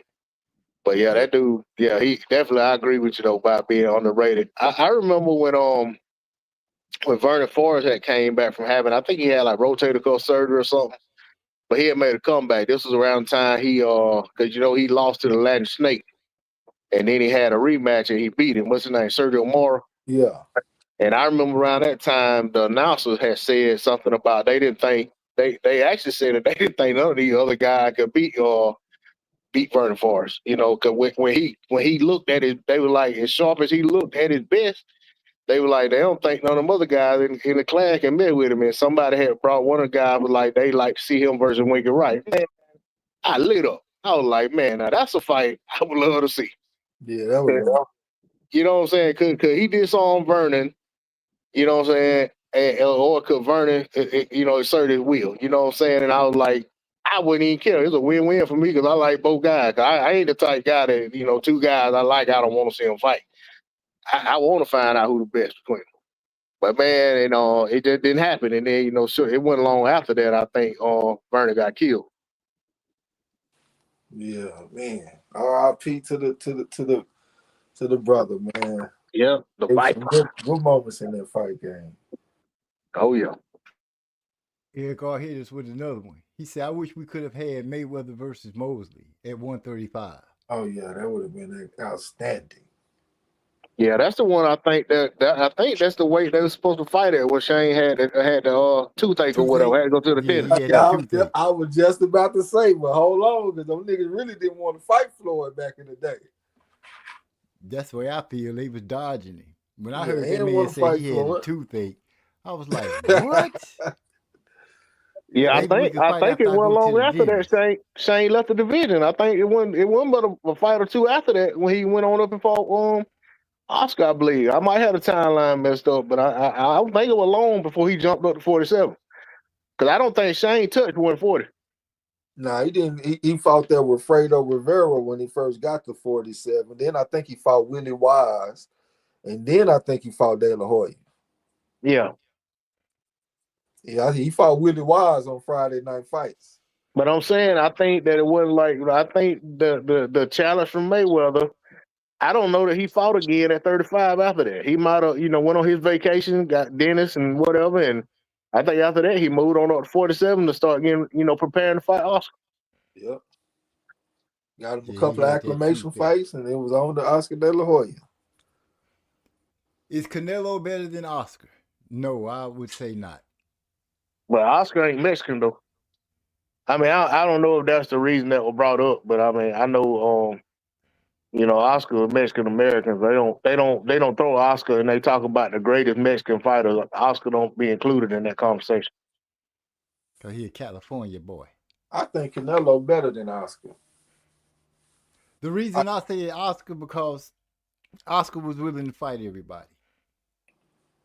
Yeah, he was, but I think if they was to get in the ring and fight each other, I got Canelo. I just think he punch harder. I think he more fast twitch with his shit. Oscar he lost a lot of his big fights. Like when he True. push all the chips to the middle and he get in there with a big fight, he lose them fights most of the time. Actually, let me see. Lost to Shane, lost to Floyd, lost to Bernard. Felix Trinidad, that was the first one. He got a couple that went his way that might shouldn't have went his way, like when he had fought Felix Stern beat Oscar. Felix Stern and what's the brother with the jab? Um, No, well he could have lost well, that one too, yeah, that according to one a lot too. of people. Let me think. He had the colorful hair a little bit, like kind of blonde, like, and he had one of the best jabs in the game, like a real powerful jab. He they had a real close fight, but they gave the fight to Oscar De La Hoya. I can't place it, man. Man, so when I say this name, you gonna know it. I'm gonna be mad at myself. Yeah, because you know exactly who I'm talking about, man. This man had one of the best hard jabs in the game at that time. Hmm. And he was like African or maybe Jamaican, like Caribbean, I think. Okay, I was about to say Cloudy. No, it wasn't Cloudy. Nah, this is back in the day a little bit. Yeah. I know Eric R know who I'm talking about. Eric R, who is that motherfucker that I'm talking about, bro? Oscar De La Hoya, him, Ike Corte. Ike Corte. God no. I thought about it right before you said yeah. Yeah. Ike Corte. Yeah. That could have went Corte way. A lot of people say, you know what I'm saying? But for the most part, in his big fights, he lost them. Yeah, but you know what? Though Corte, them guys like that, they never get the nod in close fights. You know what I'm saying? The African guy, them guy from the, you know what I'm saying, against a guy like an Oscar, you ain't getting no nod. Yeah. Politics. M. Banks Unfiltered. Canelo dug Bivol rematch and went undisputed against non-threats. Not David Benavidez. What John Ryder and Yildirim been up to. Canelo a hype job for low standing. What's that? People? Sheeple? I can't see the chat. I can see it, but I can't read it. That makes sense. Yeah, because didn't Bivol say that he would go down to Canelo's weight Yeah, to fight for his belts? Yeah, Canelo had said something about, him coming down there. Bivol called it bluff and said he come down there fighting for undisputed at 168, and Canelo didn't say nothing else about it. But I tell you what's crazy about it is, y'all remember Canelo made that excuse about his wrist after Bivol beat that ass. He talking about his wrist was bothering. Then he had a surgery on his wrist, and he fought somebody. I can't remember who it was. And after he beat them, and it might have been Triple G, but I don't know who it was. But after he beat them, he said he basically started, talking about since he got his wrist fixed, don't nobody beat this Canelo, blah blah blah blah. Oh And yeah. you know what I'm saying? And I'm like, man, okay, if it's like that, then you need to run it back with Bill. I don't want to hear nothing else. You know what I'm saying? Because you basically still trying to say the only reason you lost that fight is because your wrist was hurt. Okay, well go run it back. And don't even bring it down to 168. Go back to the scene of the crime. You know what I'm saying? One of the excuses at the scene of the crime was Bivol's size. Yeah, that was crazy. How are you saying that when he fought Kovalev? Yeah, Kovalev was bigger, 175 pounder than Bivol. Everybody kind of look at Bivol as a small 75 pounder. Guy that looked like he could make 168 versus look at Batervia, who looked like he probably should be a cruiserweight, if not heavyweight. You know what? That takes away what I said earlier about Benavidez, because after Canelo beat Kovalev, he was thinking he can beat anybody. So he said he wanted to go to cruiserweight and beat that African motherfucker. Sure did. And then he said he was thinking about going to heavyweight and fighting Usyk. Nigga, you remember that? Yep. Yeah. Hey, he also talked. He also was trying to make a fight with what's your boy that used to be with Floyd that fight at Cruiser? Badu Jack. Badu Jack. Yeah. The only reason they didn't fight because Canelo wanted some kind of special weight. That's the other thing. Canelo would do too. the weight condition restrictions he put on folk. Like Tank, Tank is Canelo Jr. But anyway, I'm gonna leave that alone. I don't feel like getting on MZ tonight. Enough time to pass. I didn't let it go. What? But anyway, but with the he wanted to fight. They were gonna fight, but I think Badu Jack was like, what I'm saying, for what Canelo wanted him to do, it wasn't enough money. Cause he basically wanted him to give him the fight at the negotiating table, give him the title at the negotiating table with all the stipulations he was trying to put in there.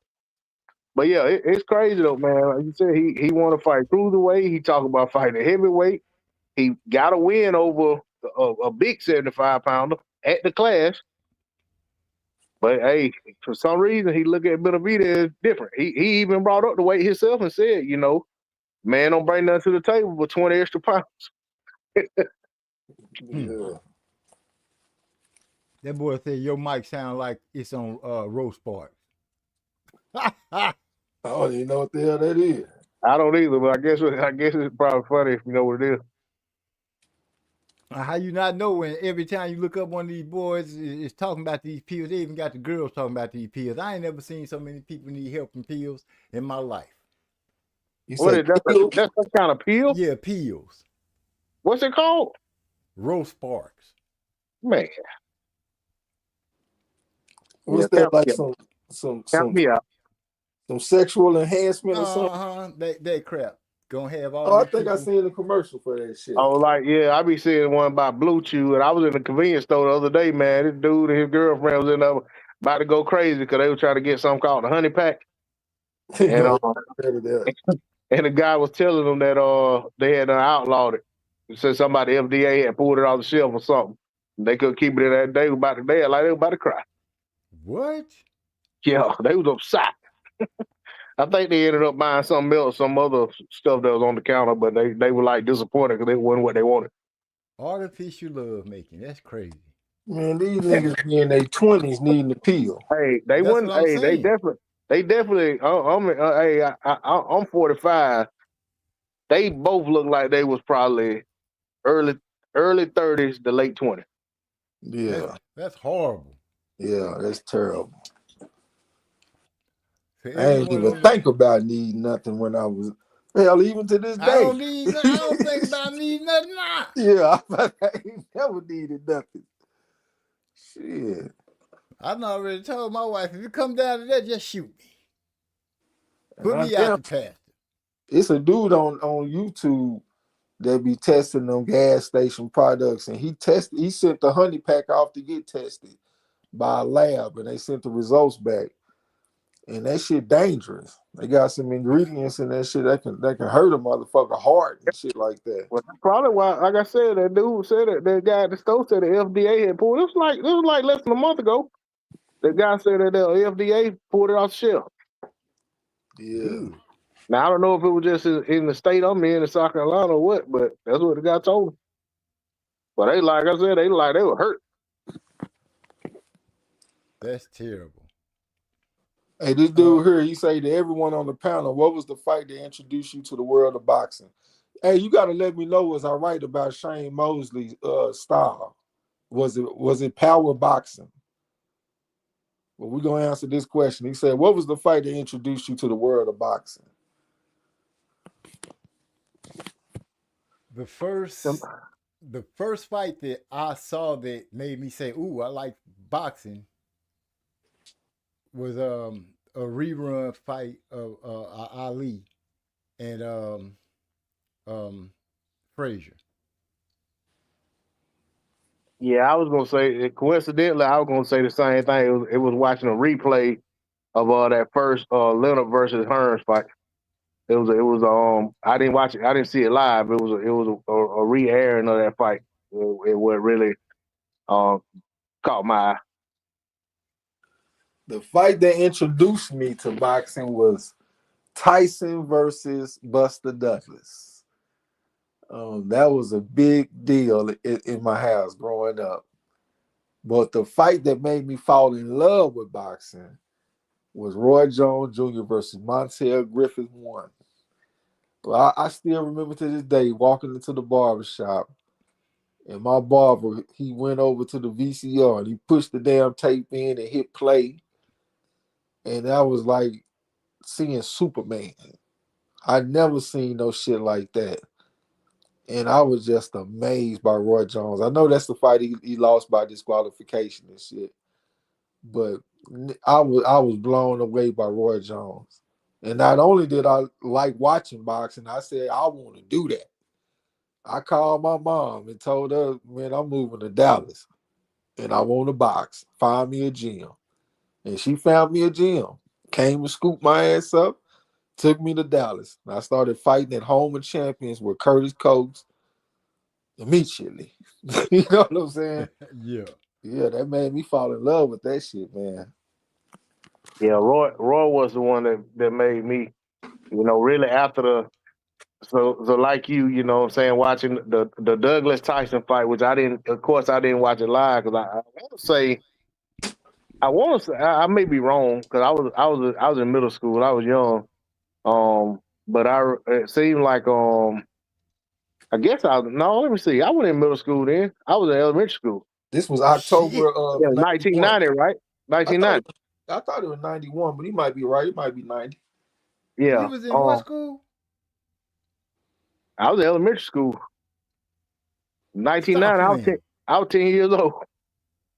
But yeah, I that was like one you know what I'm saying, that really like broke my heart that Mike Tyson lost. And then, like I said, then Mike went to jail too. Not for a couple years after that, he went to jail, went to prison. But Right. but it was Roy who made me stay, what I'm saying, stay interested in boxing and eventually just fall in love with boxing all the way. You know what I'm saying? Just watching Roy do his thing. You know what I'm saying? I got Roy Jones DVDs to this day that I bought back in the day, and I don't even watch DVD, but I still got them. Yeah. Damn. This man said elementary school. Yeah, I'll tell y'all a fight that made me it really made me turn away from boxing for probably about a year. When one of them it used to be these brothers. They was Mexicans. They was called they last name was Rueles. I think one of them name was Gabrielle, and I forgot the other name. Oscar fought one of them, but I think it was Raphael and Gabriel Rueles. I think, and one of them, I can't remember the guy's name anymore. I used to remember the name, and I hate that I can't remember it. But one of them fought a guy, and the guy ended up dying. And you know what I'm saying? I kind of looked at that like I felt like, and I was young then, but I felt like it was a preventable death. And that kind of like soured me toward box because I was like, you know what I'm saying? Like that dude didn't have to lose his life. You know what I'm saying? That fight could have been stopped before it got that bad. And so that kind of turned me away from the sport. But then as I got a little bit older, I kind of just accepted that, that's part of sports in general, not just boxing. That sometimes things happen, things go wrong. You know what I'm saying? I kind of got over it and got back into the sport. Okay. Yeah. Man. He said Shane had lost to Mayweather, Cotto, and Pacquiao by the time Canelo fought him. Yeah, but history not gonna say that.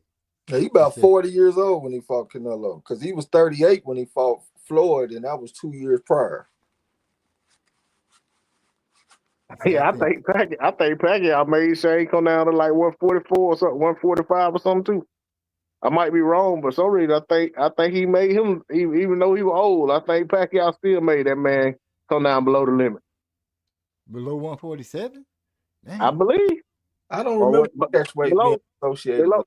Might have been below whatever weight. Like maybe they were supposed to fight. No, I don't think they would have been fighting at 54. I might be wrong, but I thought that fight was at like 146 or something. Dude, Pacquiao was trying to make Paul Williams come down to 144, and Paul Williams wanted to fight so bad, he said he was going to do it, and Pacquiao said, never mind. I'm glad it didn't happen, though. Yeah. I didn't know 144. Well, history just going to say he beat him. Got to live with it. See, I think Canelo avoided Andrade at 154 and 160. He was moving weight classes so much, it was hard to tell. He was playing peekaboo. I'm here and now I'm there, and everybody was chasing him trying to get the fight. Ugh, just sickening. Knowing he wasn't gonna fight none of them. Unless it was totally in his advantage. 168 too. Beat the collar and the harness off of Angelo. Laura will beat Canelo right now. So Canelo is the LeBron of Mexican boxers? Really? They did Canelo like Bill did T.O. Don't know what that one is. Cotto brother, not that's who I was talking about. But you know, it was so far, you know, it's kind of like, yeah, he did it, but look what Canelo been doing right now. Can't believe That's the only time that people can really point to as well. That was way before the computer off. That'd be a point. Yeah, that computer off got Canelo with the Katie Taylor, Zach Thomas neck. That motherfucker got a hell of a neck.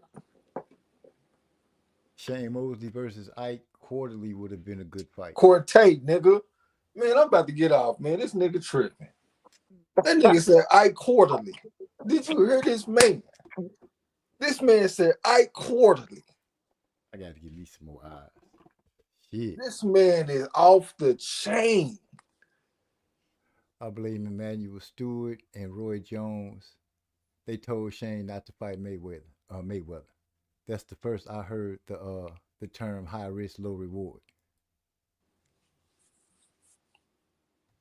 Yeah, I mean, you know, we used to watch boxing back in the day, man. You hear the people on the panels, you know, like on the commentary, they actually would say that.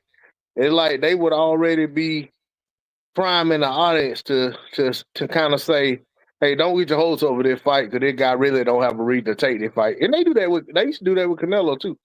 But yeah, back then they would do that stuff. Talk about, you know, why guys shouldn't take certain fights. And yeah, we know this look like it should be the right fight, but it ain't really the right fight for this guy at this time and stuff like that. That's the craziness of boxing. Kind of get it its own way sometimes. We haven't heard that. I haven't heard it in a minute though. High risk, low reward. I'll tell y'all what was bizarre to me to hear, and I probably talked about it on my channel when I was making content regularly. When I want to say Andre went out there and really went out there in rare form and just jumped all over that Jason Quigley dude and got him on the bottom there. And he was calling out. He was still trying to get either he wanted Triple G, Canelo, or even Murata. I think that's what his last name was. The Japanese guy that had the other the belt at 160. He was trying to get one of those three guys. You know, Murata would have been a unification bout. Of course, Canelo is Canelo, and then Triple G would have been a unification bout. And all of them was on the zone at the time. And as soon as that fight ended, all the talking heads on the zone started talking about how Andre and Charlo would be that's the fight to make at 160. And it's like they had never talked up these guys outside of the zone as far as trying to make them for opponents for other guys that's on the zone around, you know, bypassing the guy that right there to fight. But it was almost like they had already been told, no matter how this goes, do not bring up these guys as an opponent for Andre. And then Andre, all he wanted to talk about with those three guys. So it was just bizarre to see that, you know what I'm saying, that the network that he was fighting on was basically advocating for him to fight, you know, Charlo, who was with PVC. And the fight didn't even really seem like it was a makeable fight just because of the politics and the BS in boxing. So it was that was just one of the things I thought about when you was talking about we don't hardly ever see them do what we were talking about earlier. But it's like that right there to me is worse than saying somebody's high risk, low reward. I mean, you basically doing interference to make sure that the guy don't even look the way of the guy that right there for him to fight. Man, Vargas was the fight Shane's tooth was hurt. That was after Oscar, so that was at 147 pounds. He said he started watching Calvin Grove fights with his late grandmother. Tyson versus Buster was his first heartbreak, and the second was Roy Jones lost to Tarver. You gonna have an excuse now? My first fight, I cried when Ali lost to Spinks. I literally cried when he lost to Spinks. When Shane lost to Vernon, boy, I was sick. And when Roy lost to that motherfucker, Tarver, boy, that was another one. In that fucking rematch, man. Hey, I tell you were talking about that Montel Griffin fight. I didn't get to watch that fight live, and at that particular time, it's the only time in my life I ever had I was involved with a female that actually liked the sport of boxing, and it was this girl that lived. She actually lived directly behind my baby mama, but I was fooling with her too, and she and she loved Roy Jones Jr. Man, she called me early that morning, crying, talking about Roy Jones lost. I was like, man, you got to be kidding. I didn't even hear the context of it. I just heard he lost. And I was like, man, come on, man. You got to be lying. And then, of course, I finally let her, she calmed down and told me, he got disqualified and this, that, and the other. And I don't even remember how, but I found a way to watch that fight that day, which would have been that Sunday.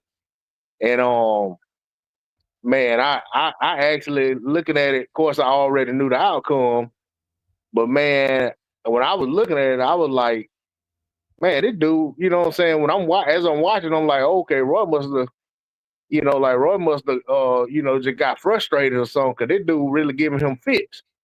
And then, but as I'm watching the fight, man, it really looked like, and I done watched a couple times since then, it really looked like Roy had started taking over and was about to, he was about to, what I'm saying, end the fight. And and even like you look at it now in hindsight, it looked like Montel kind of milked it and was like, he even winked at the camera or whatever. He kind of was like, man, this is my way out. You know what I'm saying? Like I had my, and I'm not knocking Montel. I think he was an excellent fighter, but I think it kind of was like, man, I had my moments. I let it slip away, and I got a chance to still get this win. Yeah, I'm gonna go ahead and take this. Yeah, ain't that the interview when Floyd said, "Yeah, we gonna have to run it back. You just bring that belt on back." Ain't that the interview when he from that fight?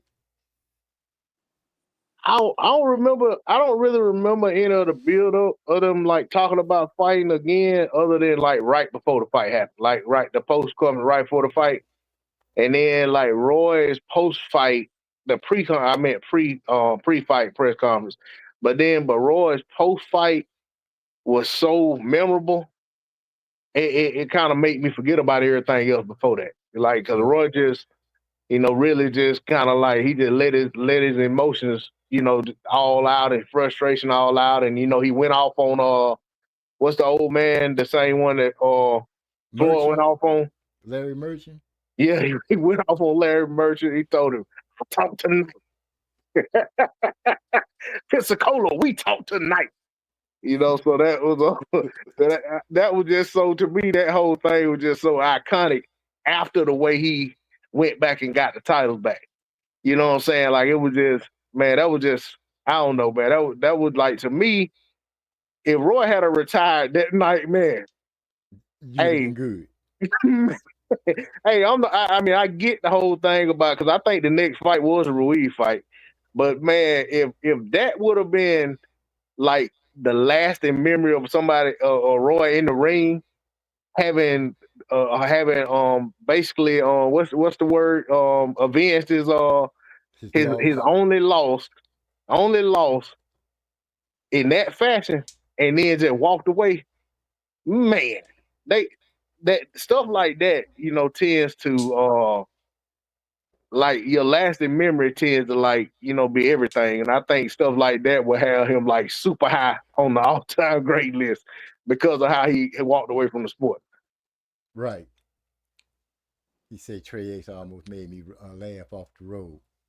I Courtney is crazy. The dude said I was right too. That was power boxing with Shane Mosley. Power box. And Montel Griffin is not looked at fairly in the history of boxing. He's one of the greatest undersized men that I've seen. Like, he fought close to his natural weight. He was a small guy fighting at 175. I put him right in that category with Dwight Muhammad Cowie, the undersized guys that held they own. He got 2 wins over James Toney. Montel Griffin was a fight motherfucker. To this day, he's the only orthodox fighter that I've seen fight other orthodox fighters and still get the dorsal side like he was a southpaw. It was amazing. And he did this with James Toney. He routinely ended up behind this man. And I'm trying to understand how the fuck is he doing this? Because when I see it with the southpaw and orthodox matchup, they step around the lead foot to get to the dorsal side. But he was doing this against the same stance and still getting behind this man. He was a hell of a fighter, man, and I don't think he gets the credit that he deserves because of that Roy Jones rematch. But Montel Griffin was a bad man. I think it's a combination of the two, right? I think some people, you know, they look at it like they feel like he didn't deserve to get the disqualification, which, I mean, you can't fault him. Roy fouled him. You know what I'm saying? I mean, it is what it is. Regardless of whether he milked it or not, I mean, it was an egregious infraction, whether it was intentional or not, you know what I'm saying? And it's, hey, the ref ruled it like he ruled it. And then, you know, the man didn't duck the rematch. He gave Roy a rematch, and it went how it went. But you can't take away his body of work because of 2 fights. You know, and like I said, I mean, I give him a lot of credit for how that fight went. I think a lot of people overlook the actual fight, you know, in its totality because they just look at the way it ended. But, you know what I'm saying, you can't really give him much for, you know, even the second fight, if you look at the punch stat, he actually would get some punches in. But, you know, Roy Pusher just had everything on him. But I know, like, I don't agree with Montel Griffin on a lot of stuff as it pertains to, like, today's athlete versus, like, guys from yesteryear. Like, he holds, like, today's athletes in, like, high regard. Like, he talks like they'll, even like boxers, like they beat all the greats, and he always talks about evolution and this, that, and the other. And that, you know, really that ain't how evolution works. But you know, he talks about that all the time. And then like, I asked him one day, he was bragging up to big up and Usyk and then talking about other stuff. And I said, where's the 5'7" light heavyweight of today that's out here collecting scalps? You know what I'm saying? Since evolution is so, you know what I'm saying? So it should be a guy your stature that's doing what you did even better. And he never did respond to that. But he'll respond to everything else. But I said, you know, I'm like, man, you know, like, dude, you know, I think, you know, and don't get me wrong, he feels slighted. He talks about it all the time. He'll post every once in a while about his wins over James Toney. He talks about his stuff he did in the amateur. He talks about the fight with Roy, it beating Roy Jones, being the first to beat Roy. And he talked about how he don't even get any kind of like acknowledgement for any kind of consideration for the Hall of Fame. And he bothered by that. And he talk about it all the time on Facebook. But, you know, to me, I agree, you know, very, very underrated fighter, done some very you know, very impressive things in the ring. And I think the thing that really summed the guy the most, Trey, is one of the words you like to use about certain guys. I think Montel was just a natural. I was just thinking that shit. He was a natural fighter. Just a natural, yeah. He kind of came. He was late. He was an older amateur when he started, and he had some impressive. I don't remember what all they are, but you know, he had some impressive accomplishments in the amateurs for a guy to start as late as he did, and then it translated to the pro game. You know what I'm saying? Like, when if I ain't mistaken, when he fought Roy, I think they both was undefeated.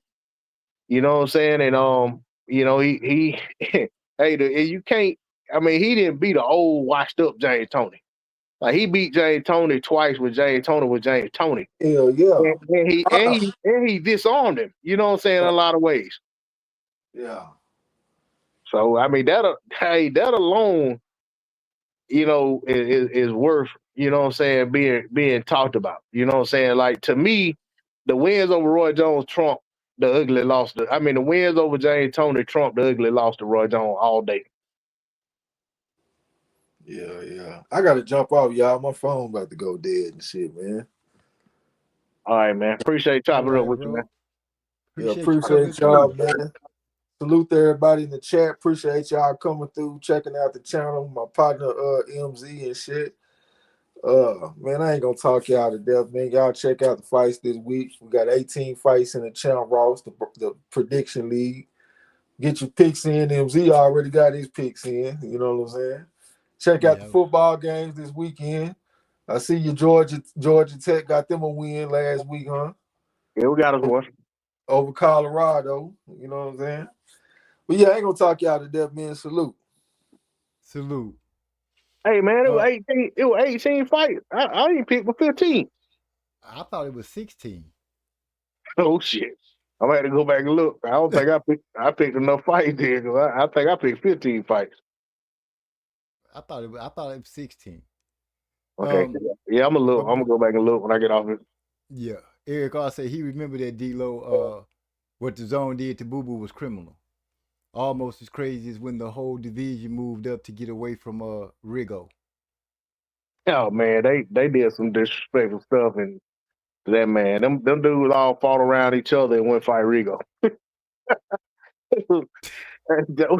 Hey, then they did the same group of guys did to Gary Russell. You know what I'm saying? Like that, man, that was crazy, man. That man didn't need that much smoke. Gary Russell called out Leo so long that Al put him on the shelf. Hey, you know everybody was talking about complaining about Gary Russell being inactive, right? Right. But you know, he messed around and wore that shirt after he had beat somebody. He had put a shirt on that said "Call Al" or "Al, give me Leo." I think is what it said. A Man, he ain't black fight shirt with white writing on it. something like that. He ain't fight again for about a year and a half. I think I remember that. Yeah, yeah, that was crazy. Tabanga 70 says Roy Alter Ego Ray RJ came out for Yeah, Griffin Part 2 fight. yeah, yeah. Hey, he said that. He said, "Man, hey." And I don't really, like I said, man. I kind of be feeling bad when I talk about it. 'Cause I feel like I said, I like Montel Griffin. I respect him as a fighter. And you know, everybody has good and bad nights, and you know that just wasn't a good moment. You know, but I know, you know, sometimes it's the same way when people talk about Tarver what he did to Roy. But like, man, when he was talking about, he was like, man, yeah, hey, I could have really hurt that boy the other night. Man. And man, it's hard not to believe what he's saying, right? Because you see, You like, see what went on. it was for a redemption fight, man. You can't really script it no better. Like I mean, I like, don't get me wrong, I like the way Paul Williams when he got his belt back from Carlos Quintana, but you know when you look at like it's the profile and notoriety of the fight though. You know what I'm saying? Right. Like it was all eyes on this Roy Jones Montel Griffin fight, you know, whereas yeah, boxing fans and you know what I'm saying, like, you know, I ain't gonna say just the diehard, but it The was some world was eyes on watching. Paul Williams and Katana rematch, but it wasn't like that. Right. The stakes weren't that high. Everybody was watching that fight. Yeah. But I would tell you, man, I like Trey talk about all the time how rematches it's tricky with rematches. You know what I'm saying? It's hard to say, you know, if it's gonna go the same way, you know what I'm saying, for the same guy gonna win it and win it a different way. Is it gonna go the other way? You know, and if it do go the other way, how, you know, so you never know with rematches. But I'm telling you, man, when a guy go out there and get his redemption and get it in a very impressive fashion, even if it's a knockout, Dominating even just fashion. go out there and just box a guy ears off and get a win. You know what I'm saying? Like, man, that's just something you really can appreciate. Now, I ain't gonna say I'm keen on a guy going out there getting it back fighting scary, but at No. the same time, he went and got it back. But when they go out there with that, like, man, I know I'm better than this dude, and I'm finna show him, and they go out there, man, that just, to me, that's just like, as a boxing fan, I appreciate that probably more than anything, anything that goes on in terms of matchmaking and in terms of how it shapes out in the ring. But man, that's just, like I said, man, when a guy had your number on that night, and you go out there and you just want to accept that they better than you, and you go back out there and you go get it. Destroy him. Yeah. Make it no doubt. Yeah, and like I said, ain't even gotta be no knockout. Let me just go out there and just dismantle a guy, and even a hard fought, gritty, what I'm saying, rematch win when you lost the first fight. I appreciate that too. Because that's very impressive, because if you had to gut it out, that means at some point in the fight it was looking like you were gonna lose again. But you shook that off mentally and physically and got back to business. That make great fights. The Yeah, drama. I like rematches, man. I like you said, picking them, I ain't too keen on it. But as far as like, I like when guys have a competitive fight and they run it back. Like And I the know second you. one is competitive. Yeah, I know you ain't a fan of the Tank versus Lamont rematch, all that, whatever. No, don't say that. Because I never Well, said I I wasn't a get fan of it. you don't you ain't. Yeah, I just say you didn't feel like he was entitled to it. I reckon. I But just went by what Tank had said after the fight. yeah, That's all and I was I going just, by. but can you, just thinking about it though, can you imagine that fight not being a good fight? No, it's gonna be a good fight. Yeah, and that's what I'm saying. That's why I said I just like the rematch, and I feel like when you got a fight like that, where you got both of these guys felt like they won the fight, that's even more to anticipate than one guy knowing he lost and the other guy trying to come back and get it. Because the thing about a winner and a loser in a rematch, and you can have the same thing with a draw, is sometimes you'll have a guy that won feeling like, hey, if it ain't broke, don't fix it. And the other guy feeling like, okay, I can't come out and do what I did before. I got to change the game up. And the other guy don't know what to expect. But then sometimes you'll have a guy that won and their team is like, okay, they're going to be expecting us to do the same thing. We're going to come out here and put something else on. So you just never know what to expect with rematches. But then when you got two guys that had a hard fought draw where you got half the people saying one guy won, half the people saying another guy won, or or whatever, I ain't gonna say half, but you got a portion of people saying one guy won, portion saying the other guy won, portion of people saying a draw was righteous, and then you got those guys come back to the table and get it done and then get in that ring. And you got two guys coming in there saying, I'm gonna show this fool that he ain't belong in the ring with me, or I'm gonna show this fool that I'm better than him. Man, you might be in for a classic night. That's what you hope for. That's what you hope for. Now sometimes they be duds. You know what I'm saying? Yeah. Like sometimes, like, hey, Triple G and Canelo 2. I know a lot of people talk like that was a great fight. They really enjoyed it, man. I didn't enjoy it. You know what I'm saying? Like I didn't. But I think part of it was for me was because I was kind of disappointed in the first fight because it wasn't what I expected. But I felt like they were even. They showed to be pretty close to evenly matched. And then the second fight was kind of the same thing. But I just felt like none of the fights really lived up to what my expectation was. Like I expected that second fight, I expected them to really just go for broke. But it just, it just wasn't that. But I mean, they didn't have to do that. They still put on a fight to entertain the fans. It just wasn't. It was just a little below what I expected. But you know what I'm saying? It wasn't nothing I felt like I never watched it again. You know what I'm saying? Like it wasn't nothing I just felt like, man, I It put didn't that on. move you like that. Yeah, it's some fight, man, when you sit around and you be like, man, I want to put on a fight. You know what I'm saying? Certain fights just come to your mind. Yeah, that ain't a fight. That ain't a fight. None of them are fights that I just be like, yeah, I want to watch it again. Even when I be on these channels that show the old fights and you kind of like on demand, Yeah. even if I see that one of those fights, I just kind of scroll on by. I feel you. But I do feel you 100%. But yeah, sometimes, man, them rematches be, they be everything, though. They be heated. Yeah. Eric Arce laughing out loud. Mr. Gary Russell Jr. had kidnapped Leo Santa Cruz's dad. Still couldn't get the fight. Kidnapped. Hey, you remember that MV? Leo tried to act like talk about he said his dad didn't even know that was Gary Rose too. He thought it was Rico Ramos or he said Rico Ramos or Rodney Rios, whoever it was. But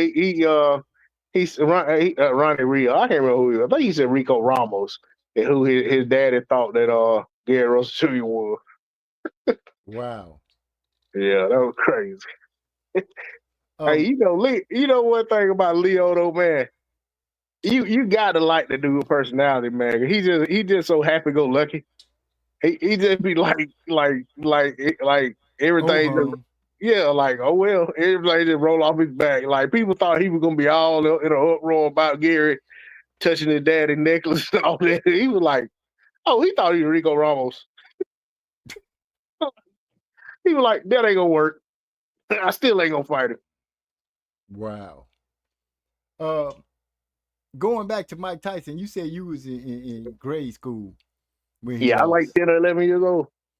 When I found out he lost, I was this straight up. I was babysitting my oldest daughter. She was the first one, and when I found out that he lost, cause I didn't see the fight when it happened, I actually saw it after the fact. Yeah.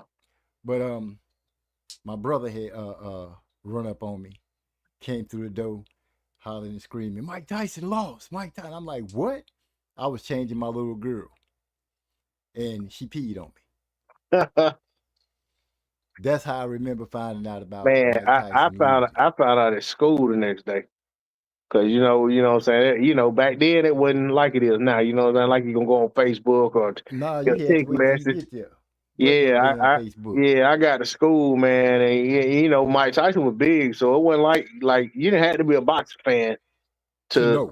to keep up. Well, yeah, so it was like that was the talk of the like in the lunchroom. That was talk of the lunchroom. People talking, yeah, Mike Tyson got knocked out. I was like, huh?